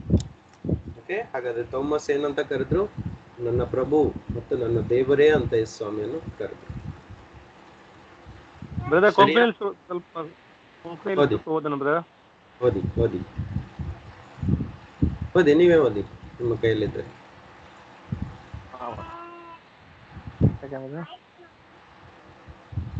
Thomas Anmule, Muja Somia, Muja Deva. कोणाले? मजा सोमिया, मजा देवा. कोण? तर आमचा देव जेजू ख्रिस्तच. तो सगळं जाऊन असा, तो संपूर्ण जाऊन असा, तो ಸಂಪೂರ್ಣ ಜಾನ್ ಅಸ. ಸೊ ಕೊನೆಯದಾಗಿ ಒಂದು ವಾಕ್ಯವನ್ನು ನೋಡಿ, ಕೊಲೊಸೆ 2:9. ಕೊಲೊಸೆ 2:9.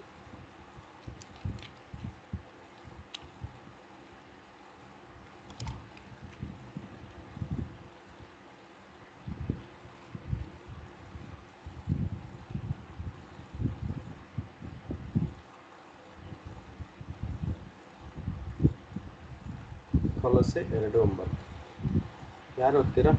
ಜೂಡ್ ಬ್ರದರ್ ಓದಿನಿ, ಸ್ಪಷ್ಟವಾಗಿ ಕೇಳಿಸ್ತದೆ, ಎಲ್ಲರಿಗೂ ಕೇಳಿಸ್ತದೆ.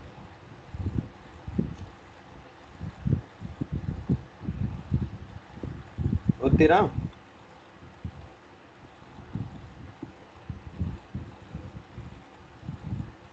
ಜೂಡ್ ಬ್ರದರ್ ಓದಿ.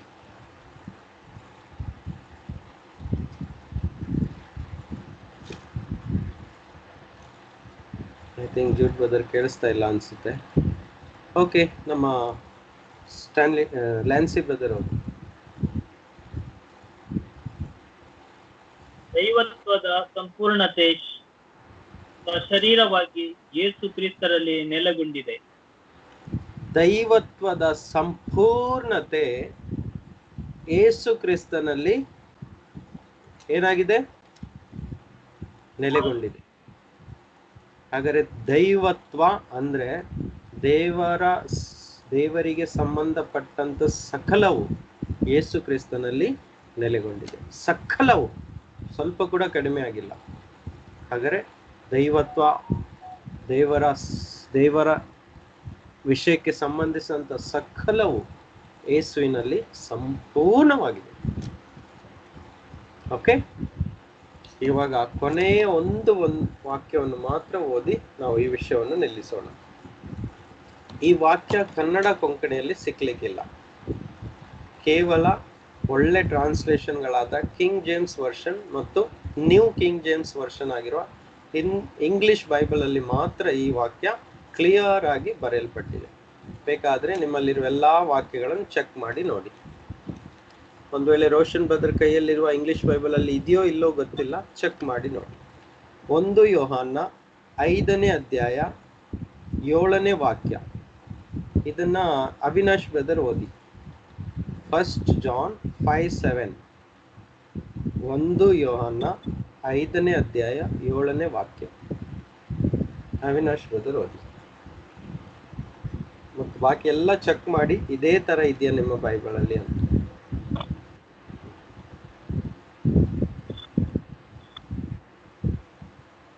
Brother Avinash,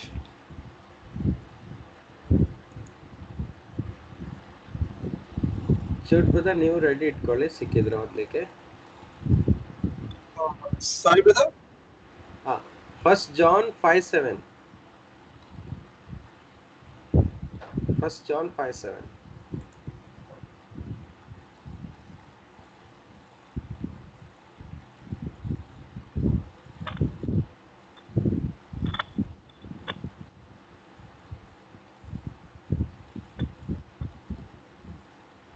And the light shines in the darkness, and the darkness did not comprehend it. Okay. Continue. There was a man sent from God, whose No. name was First John, the letter, first letter of John. Last ಕೆತ brother ನಾನು ಓದ್ತೇನೆ brother. 5:7 ಅಲ್ಲ? ಹೌದು, ಸಿಕ್ಕಿದಾ? ಓದಿ.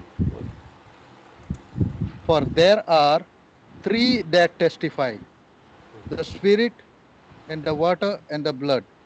And these three agree. ಮುಂದೆ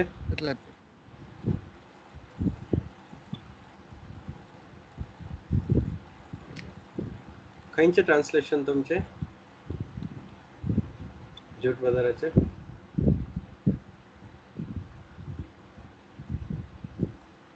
jute बाजारान काहींचे translation ಅಂತ वाचले KJ विमणाचा KJ वैकी नाही म्हणून मला डाऊट असतो ते इंग्लिश स्टँडर्ड वर्जन आहे अंतुना Avinash brother was Roshan brother ಹತ್ರ ಉಂಟು ಬ್ರದರ್ ಓದಿ ಯಾವ್ದದು okay read brother read Roshan brother ಏನು ಕೇಳಿಸ್ತಾ ಇಲ್ಲ ನಿಮ್ ಕಡೆಯಿಂದ ಮೊಬೈಲ್ ಅವ್ರ ಹತ್ತಿರ ತಗೊಂಡೋಗಿ 1 John 5:7 there are three that bear record in heaven. Father, Son, and the Holy Ghost. These three are one. ಸರಿ ಬ್ರದರ್ ಅವಿನಾಶ್ ಬ್ರದರ್ ನಿಮಗೆ ಸಿಕ್ಕಿದ್ರೆ ಓದಿ ಯಾಕಂದ್ರೆ ಏನು ಕೇಳಿಸ್ಲಿಲ್ಲ ನಿಮ್ಮ ಕಡೆಯಿಂದ ಅವಿನಾಶ್ ಬ್ರದರ್ ಓದಿ read For there are three that bear witness in heaven, the Father, the Word, and the Holy Spirit, and these three are one. The Father and the Word and the Holy Spirit, these three are one. The Father, the Holy Spirit, and the Word, three are one. ಎಷ್ಟು clean ಆಗಿ king James ಅಲ್ಲಿಯೂ new king James ಅಲ್ಲಿಯೂ Roshan brother ಓದಿದ್ದು ಸಹ ಸರಿ ಇದೆ, ಆದ್ರೆ ಅವರ ವಾಯ್ಸ್ ಯಾರಿಗೂ ಕೇಳಿಸ್ಲಿಲ್ಲಗೋಸ್ಕರ ರಿಪೀಟ್ ಓದಿದ್ದೇವೆ. ಏನದು? Father, word and the holy spirit, 3 are 1. That's enough for us. ಈ ಮೂವರು ಒಬ್ಬರಾಗಿದ್ದಾರೆ. ತಂದೆ ದೇವರು, ವಾಕ್ಯವಾದ ಯೇಸು ಕ್ರಿಸ್ತರು ಮತ್ತು ಪರಿಶುದ್ಧಾತ್ಮನು ಮೂವರು ಒಂದೇ ಆಗಿದ್ದಾರೆ ಅಂತ ಈ ವಾಕ್ಯ ಹೇಳ್ತದೆ. ಅದೇ ಹೇಳಿ. ಹೋಲಿ ಗೋಸ್ಟ್ ಅಂತ ಉಂಟಂತೆ, ಅದಕ್ಕೆ ಅವರಿಗೆ ಸ್ವಲ್ಪ ಕನ್ಫ್ಯೂಷನ್ ಉಂಟು, ಹೇಳಿ ಬ್ರದರ್. ಹೋಲಿ ಗೋಸ್ಟ್ ಅಂದ್ರೆ ಸ್ಪಿರಿಟ್ ಗೆ ಗೋಸ್ಟ್ ಅಂತಾರೆ, ಓಕೆನಾ? ಗೋಸ್ಟ್ ಅಂದ್ರೆ ಆತ್ಮ, ತಪ್ಪಾಗಿ ತಿಳ್ಕೊಳ್ಬೇಡಿ. ಗೋಸ್ಟ್ ಅಂದ್ರೆ ಆತ್ಮ, ಸ್ಪಿರಿಟ್. ಅದನ್ನ ಸ್ವಲ್ಪ ಬೇರೆ ಕೆಲವು ಬೇರೆ ಬೇರೆ ಶಬ್ದ ಇದೆ. ಇಂಗ್ಲಿಷ್ ನ ಲೆವೆಲ್ ಜಾಸ್ತಿ ಇರುತ್ತಲ್ಲ, ಕೆಲವರು ಇಂಗ್ಲಿಷ್ ಅಲ್ಲಿ ಅದಕ್ಕೆ ಗೋಸ್ಟ್ ಅಂತಾರೆ, ಕೆಲವರು ಅದಕ್ಕೆ ಸ್ಪಿರಿಟ್ ಅಂತಾರೆ. ಎರಡು ಸಹ ಒಂದೇ ಅರ್ಥ. ಹಾಗಾಗಿ ನಾವು ಗೋಸ್ಟ್ ಅಂತ ಭೂತ ಅಂತ ತಿಳ್ಕೊಳ್ಬಾರ್ದು, ಆಯ್ತಾ? ಯಾಕಂದ್ರೆ ಕೆಲವು ಮೂವಿ ಹೆಸರು ಕೊಡ್ತಾರಲ್ಲ ಗೋಸ್ಟ್ ಅಂತ, ಅಂದ್ರೆ ಅದು ಭೂತದ ಮೂವಿಗಳು, ಈವಿಲ್ ಮೂವಿಗಳೆಲ್ಲ ಇದ್ದಾವಲ್ಲ, ಅದಕ್ಕೆ ಗೋಸ್ಟ್ ಅಂತ ಕೊಡ್ತಾರೆ. ಅದಕ್ಕೆ ಆ ರೀತಿ ಅಲ್ಲ. ಕೆಲವು ಟ್ರಾನ್ಸ್ಲೇಷನ್ ಅಲ್ಲಿ ಹೋಲಿ ಗೋಸ್ಟ್ ಅಂತ ಕೊಟ್ರೆ ಪರಿಶುದ್ಧವಾದ ಆತ್ಮ ಅಂತ ಅರ್ಥ. ಕ್ಲಿಯರಾ? ಸೊ ಇಲ್ಲಿ ನಮ್ಗೆ ಫೈನಲ್ ವಾಕ್ಯ ನೋಡಿದ್ದೇವೆ, ಯೋಹನ್ನ 1 ಯೋಹನ್ನ 5:7. ಫಾದರ್, ದ ವರ್ಡ್ ಅಂದ್ರೆ ಯೇಸು ಕ್ರಿಸ್ತರು, ಯಾಕಂದ್ರೆ ಆತನ ಹೆಸರೇ ದೇವರ ವಾಕ್ಯ, ಮತ್ತು ಪವಿತ್ರ ಆತ್ಮರು, ಇವರು ಮೂರು ಒಂದೇ ಆಗಿದ್ದಾರೆ ಅಂತ ವಾಕ್ಯ ಹೇಳ್ತದೆ. ಅದಕ್ಕೋಸ್ಕರ ನಾವು ಯಾವುದೇ ಕನ್ಫ್ಯೂಷನ್ ಬೇಡ, ಮೂರು ಒಂದೇ. ಯೇಸು ಅಂದ್ರೆ ಮೂರು ಬಂದ್ರು ಅದರಲ್ಲಿ. ಆದ್ರೆ ಮೂವರಿಗೂ ಶ್ರೇಷ್ಠವಾದ ಒಂದು ನಾಮ ಇದೆ, ಅದು ಯೇಸು. ಪರಲೋಕದಲ್ಲಿ ಅದೇ ನಾಮ ಶ್ರೇಷ್ಠವಾಗಿದೆಯಾ? ವಾಕ್ಯ ಹೇಳ್ತದಲ್ಲ, ಫಿಲಿಪಿ 2:9, ಪರಲೋಕದಲ್ಲಿಯೂ ಭೂಲೋಕದಲ್ಲಿಯೂ ಪಾತಾಳದಲ್ಲಿ ಅತಿ ಶ್ರೇಷ್ಠವಾದ ನಾಮ ಇದೆ ಅಂತ ಹೇಳ್ತದೆ. ಅದು ಯೇಸುವಿಗೆ ಕೊಟ್ಟಿದ್ದಾರೆ. ಹಾಗಾದ್ರೆ ಅದು ಎಲ್ಲರಿಗೂ ಸೇರ್ತದ ಆ ನಾಮ? ಪರಲೋಕದಲ್ಲಿ ಶ್ರೇಷ್ಠ ನಾಮ ಅಂದ್ರೆ ತಂದೆಗೂ ಸೇರಿತು, ಕರೆಕ್ಟಾ? ಅವ್ರು ಮೂರು ಒಬ್ಬರೇ ಆಗಿದ್ದಾರೆ. ಹಾಗಾಗಿ ಮೂವರಿಗೂ ಒಂದು ಹೆಸರು ಕೊಟ್ಟಿದ್ದಾರೆ, ಅದು ಯೇಸು. ಸಿಂಪಲ್ ಆಗಿ ತಿಳ್ಕೊಳ್ಬೇಕು ನೋಡಿ. ಇನ್ನೊಂದು ಸಿಂಪಲ್ ಅರ್ಥ ಕೊಡ್ತೀನಿ, ಜಾಸ್ತಿ ಇದ್ರ ಬಗ್ಗೆ ನೀವು ಟೆನ್ಷನ್ ಮಾಡಬೇಡಿ. ದೀಕ್ಷಾ ಸ್ನಾನ ಕೊಡುವಾಗ ಪಿತಾ, ಪುತ್ರ ಮತ್ತು ಪವಿತ್ರ ಆತ್ಮರ ಹೆಸರಿನಲ್ಲಿ ದೀಕ್ಷಾ ಸ್ನಾನ ಕೊಡಿ ಅಂತ ಹೇಳಿದ್ದಾರೆ ಯೇಸು ಸ್ವಾಮಿ. ಹಾಗಾದ್ರೆ ಆ ಮೂವರ ಹೆಸರುಗಳೇನು ಅಂತ ಪ್ರಶ್ನೆ ಬರುತ್ತೆ. ಹಾಗಾದ್ರೆ ಪೇತ್ರನ್ ಏನ್ ಮಾಡ್ತಾನೆ? ಪ್ರೇರಿತರ ಕಾರ್ಯಕಲಾಪದಲ್ಲಿ 2ನೇ ಅಧ್ಯಾಯ 38ನೇ ವಾಕ್ಯದಲ್ಲಿ ದೀಕ್ಷಾ ಸ್ನಾನ ಹೇಗೆ ಕೊಡ್ಲಿಕ್ಕೆ ಹೇಳ್ತಾರೆ? ಯೇಸು ಕ್ರಿಸ್ತರ ನಾಮದಲ್ಲಿ ದೀಕ್ಷಾ ಸ್ನಾನವನ್ನು ತೆಗೆದುಕೊಳ್ಳಿ. ಅಂದ್ರೆ ಅರ್ಥ ಏನು? ಅಲ್ಲಿ ಯೇಸು ಸ್ವಾಮಿ ಹೇಳಿದ್ರು ತಂದೆ ಮಗ ಮತ್ತು ಪವಿತ್ರಾತ್ಮರ ಹೆಸರಿನಲ್ಲಿ ತಗೊಳ್ಬೇಕು ಅಂತ ಹೇಳಿದ್ದಲ್ವಾ. ಹಾಗಾದ್ರೆ ಆ ಮೂವರಿಗೆ ಒಂದು ಹೆಸರಿದೆ. ಆ ಹೆಸರು ಏನಂತ ಇಲ್ಲಿ ಪೇತ್ರನ ಮುಖಾಂತರ ಸ್ಪಷ್ಟವಾಗಿ ಹೊರಗೆ ಬಂದಿದೆ, ಯೇಸು. ಫಿಲಿಪಿ 2:9 ಹೇಳ್ತದೆ, ಪರಲೋಕದಲ್ಲಿ, ಭೂಲೋಕದಲ್ಲಿ ಮತ್ತು ಪಾತಾಳದಲ್ಲಿಯೂ ಶ್ರೇಷ್ಠವಾದ ನಾಮ ಹೊಂದಿದೆ, ಅದು ಯೇಸು. ಅದು ಮಗನಿಗೆ ಕೊಡಲ್ಪಟ್ಟಿದೆ. ಇದ್ರ ಬಗ್ಗೆ ಆಳವಾದ ವಾಕ್ಯಗಳಿದ್ದಾವೆ, ಆದ್ರೆ ನಿಮ್ಗೆ ಜಾಸ್ತಿ ಕನ್ಫ್ಯೂಷನ್ ಬೇಡ ಅಂತ ಸಿಂಪಲ್ ಆಗಿ ಹೇಳ್ಕೊಟ್ಟಿದ್ದೀನಿ ಈ 2 ವಾಕ್ಯದಿಂದ. ಮತ್ತಾಯ 28:19 ದೀಕ್ಷಾ ಸ್ನಾನವನ್ನು ತಂದೆ, ಮಗ, ಪರಿಶುದ್ಧಾತ್ಮರ ಹೆಸರಿನಲ್ಲಿ ಕೊಡ್ಲಿಕ್ಕೆ ಹೇಳ್ತಾರೆ. ಅದೇ ರೀತಿಯಾಗಿ ಪೇತ್ರನು ಪ್ರೇರಿತರ ಕಾರ್ಯಕಲಾಪದಲ್ಲಿ 2ನೇ ಅಧ್ಯಾಯ 38ನೇ ವಾಕ್ಯದಲ್ಲಿ ಯೇಸು ಕ್ರಿಸ್ತರ ಹೆಸರಿನಲ್ಲಿ ದೀಕ್ಷಾ ಸ್ನಾನ ಕೊಡ್ತಾರೆ. ಹಾಗಾದ್ರೆ ಅದು ತಪ್ಪಾ? ಇಲ್ಲ, ರೈಟ್. ಯಾಕಂದ್ರೆ ತಂದೆ, ಮಗ, ಪವಿತ್ರಾತ್ಮರ ಹೆಸರೇ ಯೇಸು. ಅದಕ್ಕೋಸ್ಕರ ಅವರು ಆತ್ಮನಿಂದ ತುಂಬಿದವರಾದ ಪೇತ್ರನು ಏನ್ ಮಾಡ್ತಾರೆ? ಅದೇ ಹೆಸರಿಂದ ಕೊಡ್ತಾರೆ. ಇದಕ್ಕೆ ಮತ್ತೆ ತಲೆ ಕೆಡಿಸ್ಕೊಳ್ಳುವಂತ ಅವಶ್ಯಕತೆ ಇದೆಯಾ? ಯಾಕೆ ಇದನ್ನ ಹೇಳ್ತಾ ಇದ್ದೀನಿ? ಇವತ್ತು ಮಾರ್ಕೆಟ್ ಅಲ್ಲಿ ಟೀಚಿಂಗ್ ಗಳು ನಡೀತಾ ಇದೆ ತಪ್ಪಾಗಿ, ಇದು ಬೇರೆ ಬೇರೆ ಅಂತ. ಆಗ್ಲಿಕ್ಕೆ ಹೇಗೆ ಸಾಧ್ಯ? ಸೊ ರೋಮನ್ ಕ್ಯಾಥಲಿಕ್ ವಲಯದಲ್ಲಿ ಈ ಕನ್ಫ್ಯೂಷನ್ ಇಲ್ಲ, ದೇವರಿಗೆ ಸ್ತೋತ್ರ ಅವಶ್ಯಕಗೋಸ್ಕರ. ಆದ್ರೆ ಕೆಲವು ಸಭೆಗಳಲ್ಲಿ ಇದು ತುಂಬಾ ಕನ್ಫ್ಯೂಷನ್ ಆಗಿ ಹೋಗ್ತಾ ಇದೆ. ಹಾಗಾಗಿ ಈ ವಿಷಯವನ್ನು ಸ್ವಲ್ಪ ಮಟ್ಟಿಗೆ ನಿಮ್ಗೆ ಹೇಳಿಕೊಟ್ಟಿದ್ದೆ. ಸರಿನಾ? ಓಕೆನಾ? Okay brother. ಒಂದು ವಾಕ್ಯ ನನ್ ತಪ್ಪು ಹೋಯ್ತು. ಕೊಲೊಸಿಯನ್ 2 ಎಷ್ಟನೇ ವಾಕ್ಯ ಬ್ರದರ್? ಅದು 9. 2:9. Okay, thank you. Praise the Lord. Okay, ಇವಾಗ ಯಾರಿಗಾದ್ರೂ ಏನಾದ್ರೂ ಡೌಟ್ ಇದೆಯಾ ಟ್ರಿನಿಟಿಯ ಮೇಲೆ? ಇಲ್ಲ, ಒಂಥರ ಡಿಫ್ರೆಂಟ್ ಆಗಿದೆ ಈ ಟಾಪಿಕ್, ಅದಕ್ಕೋಸ್ಕರ ಅಷ್ಟೇ ನಾವು ತಿಳ್ಕೊಳ್ಬೇಕು. ಸರಿನಾ? ನಿಮಗೊಂದು ಮನದಟ್ಟು ಆಗ್ತಾ ಇದೆಯಾ? ರಿಯಲೈಸ್ ಆಗ್ತಾ ಇದೆ ಈ ಒಂದು ಸ್ಪೆಷಲ್ ಟಾಪಿಕ್ ಇದು, ಇದನ್ನು ಜಾಸ್ತಿ ನಾವು ತಿಳ್ಕೊಳ್ಳಿಕ್ಕೆ ಹೋಗ್ಬಾರ್ದು ಅಂತ ಅನಿಸ್ತಾ ಇದೆಯಾ? ಓಕೆ, ಸೊ ಇನ್ನೊಂದು ವಾಕ್ಯನೂ ಸಹ ಇದೆ. ಅಲ್ಲಿ ಹೇಳ್ತಾರೆ, ಸ್ವಾಮಿ ನಾನು ತಂದೆ ನನಗಿಂತ ದೊಡ್ಡವರಾಗಿದ್ದಾರೆ ಅಂತ ಹೇಳ್ತಾರೆ. ಆ ವಾಕ್ಯ ನೋಡೋಕೋದ್ರೆ ಇನ್ನೂ ಕನ್ಫ್ಯೂಸ್ ಆಗ್ತೀವಿ, ಇದೇ ಯಾಕೆ ಹಾಗೆ ಹೇಳ್ತಾ ಇದ್ದಾರೆ ಅಂತ. ಹಾಗಾಗಿ ವಿಷಯದ ಬಗ್ಗೆ ಜಾಸ್ತಿ ತಲೆ ಕೆಡಿಸಿಕೊಳ್ಳಬಾರದು. ನಿಮಗೆ ಏನ್ ಮಾಡ್ಬೇಕಂತ ಹೇಳಿದ್ದಾರೆ ಸ್ವಾಮಿ, ನಮ್ಮ ಜೀವಿತದಲ್ಲಿ ಏನೇನ್ ಮಾಡ್ಬೇಕು ಅಂತ ಕಟ್ಟಳೆಗಳನ್ನು ಕೊಟ್ಟಿದ್ದಾರೆ, ಅದನ್ನ ಚೆನ್ನಾಗಿ ಪಾಲಿಸ್ಬೇಕು. ಮುಂದಿನ ದಿನದಲ್ಲಿ ಕಟ್ಟಳೆ ಮೇಲೆ ಜಾಸ್ತಿ ಪಾಠವನ್ನು ಕೊಡ್ಲಿಕ್ಕೆ ಇಷ್ಟಪಡ್ತೀನಿ, ಆಯ್ತಾ? ಸೊ ಇವೆಲ್ಲ ಟೀಚಿಂಗ್ ಸಾಕು. ನಮಗೆ ಮುಖ್ಯವಾಗಿ ಪರಲೋಕಕ್ಕೆ ಹೋಗ್ಲಿಕ್ಕೆ ಬೇಕಾಗಿದ್ದು ಕಟ್ಟಳೆಗಳು ಚೆನ್ನಾಗಿ ಪಾಲಿಸ್ಬೇಕು, ಅವರನ್ನು ಚೆನ್ನಾಗಿ ಮಹಿಮೆ ಪಡಿಸ್ಬೇಕು, ಪರಿಶುದ್ಧರಾಗಿ ಜೀವಿಸ್ಬೇಕು. ನಾವು ಪರಿಶುದ್ಧರಾಗಿ ಜೀವಿಸೋದು ಹೇಗೆ? ಯೇಸುವಿನ ಕಟ್ಟಳೆಯನ್ನು ಚೆನ್ನಾಗಿ ಪಾಲಿಸಿದ್ರೆ ಪರಿಶುದ್ಧರಾಗ್ತೀವಿ. ಅದೇ ಯೇಸು ಹೇಳಿದ್ರು, ನನ್ನ ವಾಕ್ಯವನ್ನು ನೀವು ಕೇಳಿದ್ದೀರಾ, ಆ ವಾಕ್ಯದಿಂದಲೇ ನೀವು ಶುದ್ಧರಾಗಿದ್ದೀರಿ.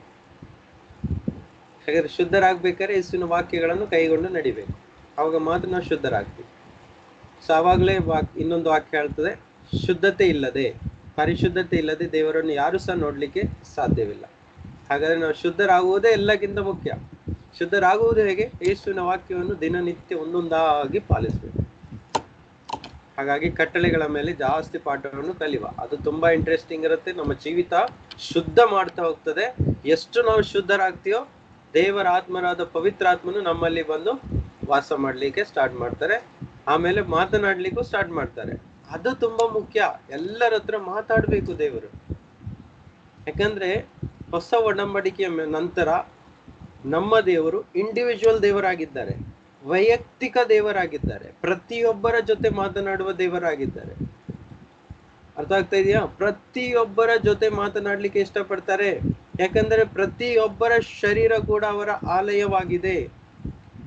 ಗುಂಪು ಗುಂಪಾಗಿ, ಅದು ಸಭೆಯಾಗಿ ಮಾತನಾಡುವುದು ಉಂಟು, ಆದ್ರೂ ಅದಕ್ಕಿಂತ ಹೆಚ್ಚಾಗಿ ವ್ಯಕ್ತಿಗತವಾಗಿ ಮಾತನಾಡ್ಲಿಕ್ಕೆ ತುಂಬಾ ಇಷ್ಟಪಡ್ತಾರೆ ನಮ್ಮ ದೇವರು. ಓಕೆನಾ? ಸಭೆ ಯಾಕೆ ಇಟ್ಟಿರೋದಂದ್ರೆ ಕಲೀಲಿಕ್ಕೆ, ನಮ್ಮ ಬೆಳವಣಿಗೆ ಆಗ್ಲಿಕ್ಕೆ, ಒಬ್ಬರಿಗೊಬ್ರು ಸಹಾಯ ಮಾಡ್ಲಿಕ್ಕೆ, ಅನ್ಯೋನ್ಯತೆ ಇರ್ಲಿಕ್ಕೋಸ್ಕರ. ಆದ್ರೆ ದೇವರ ಸ್ವರವನ್ನು ಪ್ರತಿಯೊಬ್ಬ ವ್ಯಕ್ತಿ ಯಾರು ಯೇಸು ಸ್ವಾಮಿ ಹೆಸರಿನ ಮೇಲೆ ನಂಬಿಕೆ ಇಡ್ತಾನೋ, ಆತನ ಕಟ್ಟಳೆಗಳನ್ನು ಪಾಲಿಸ್ತಾನೋ ಅಂತ ವ್ಯಕ್ತಿಯ ಹೃದಯದಲ್ಲಿ ಯೇಸು ಸ್ವಾಮಿ ಮಾತನಾಡ್ಲಿಕ್ಕೆ ಸಿದ್ಧರಿದ್ದಾರೆ. ಇದಕ್ಕೋಸ್ಕರ ಪ್ರತ್ಯೇಕವಾದಂತ ಒಂದು ಪ್ರವಾದಿ ಬೇಡ, ಪ್ರತ್ಯೇಕವಾದಂತ ಒಂದು ದೇವ ಸೇವಕನು ಬೇಡ. ಅರ್ಥ ಆಗ್ತಾ ಇದೆಯಾ? ಇನ್ ದ ಬಿಗಿನಿಂಗ್ ನಾವು ಹೊಸದಾಗಿ ಯೇಸುವನ್ನು ನಂಬಿದಾಗ, ಯೇಸುವಿನಲ್ಲಿ ನಾವು ಚಿಕ್ಕವರಿದ್ದಾಗ ಅಂದ್ರೆ ಜ್ಞಾನದಲ್ಲಿ, ಆವಾಗ ನಮಗೆ ಸಭೆಯ ಸಪೋರ್ಟ್, ಸೇವಕರ ಸಪೋರ್ಟ್ ಖಂಡಿತವಾಗಿ ಬೇಕು. ಏತಕ್ಕೆ? ವಾಕ್ಯವನ್ನು ಕಲೀಲಿಕ್ಕೆ ಮತ್ತು ವಾಕ್ಯದ ಅರ್ಥವನ್ನು ಮಾಡಿಕೊಳ್ಳಿಕ್ಕೆ. ತದನಂತರ ಬೆಳಿಬೇಕು. ಅವನು ಹಾಲು ಕುಡಿಯೋರಾಗಿ ಇರಬಾರ್ದು ಅಂತ ಸಂತ ಪೌಲನು ಹೇಳ್ತಾನೆ ಅಲ್ವಾ? ನಾವು ಬೆಳಿಬೇಕು, ಎಲುಬುಗಳನ್ನು ಕಚ್ಚುವಂತ ದೊಡ್ಡವರಾಗಬೇಕು, ಮೆಚೋರ್ ಆಗಬೇಕು ಅಂತ ಪೌಲನು ಬರೀತಾನೆ. ಸರಿ, ಈ ಪಾಠವನ್ನು ಇಲ್ಲಿಗೆ ನಿಲ್ಲಿಸುವ. God bless you. ಇವಾಗ ರೆಕಾರ್ಡಿಂಗ್ ಅನ್ನ ಸ್ಟಾಪ್ ಮಾಡಿ. ಗ್ಲಾನಿಸ್ ಸಿಸ್ಟರ್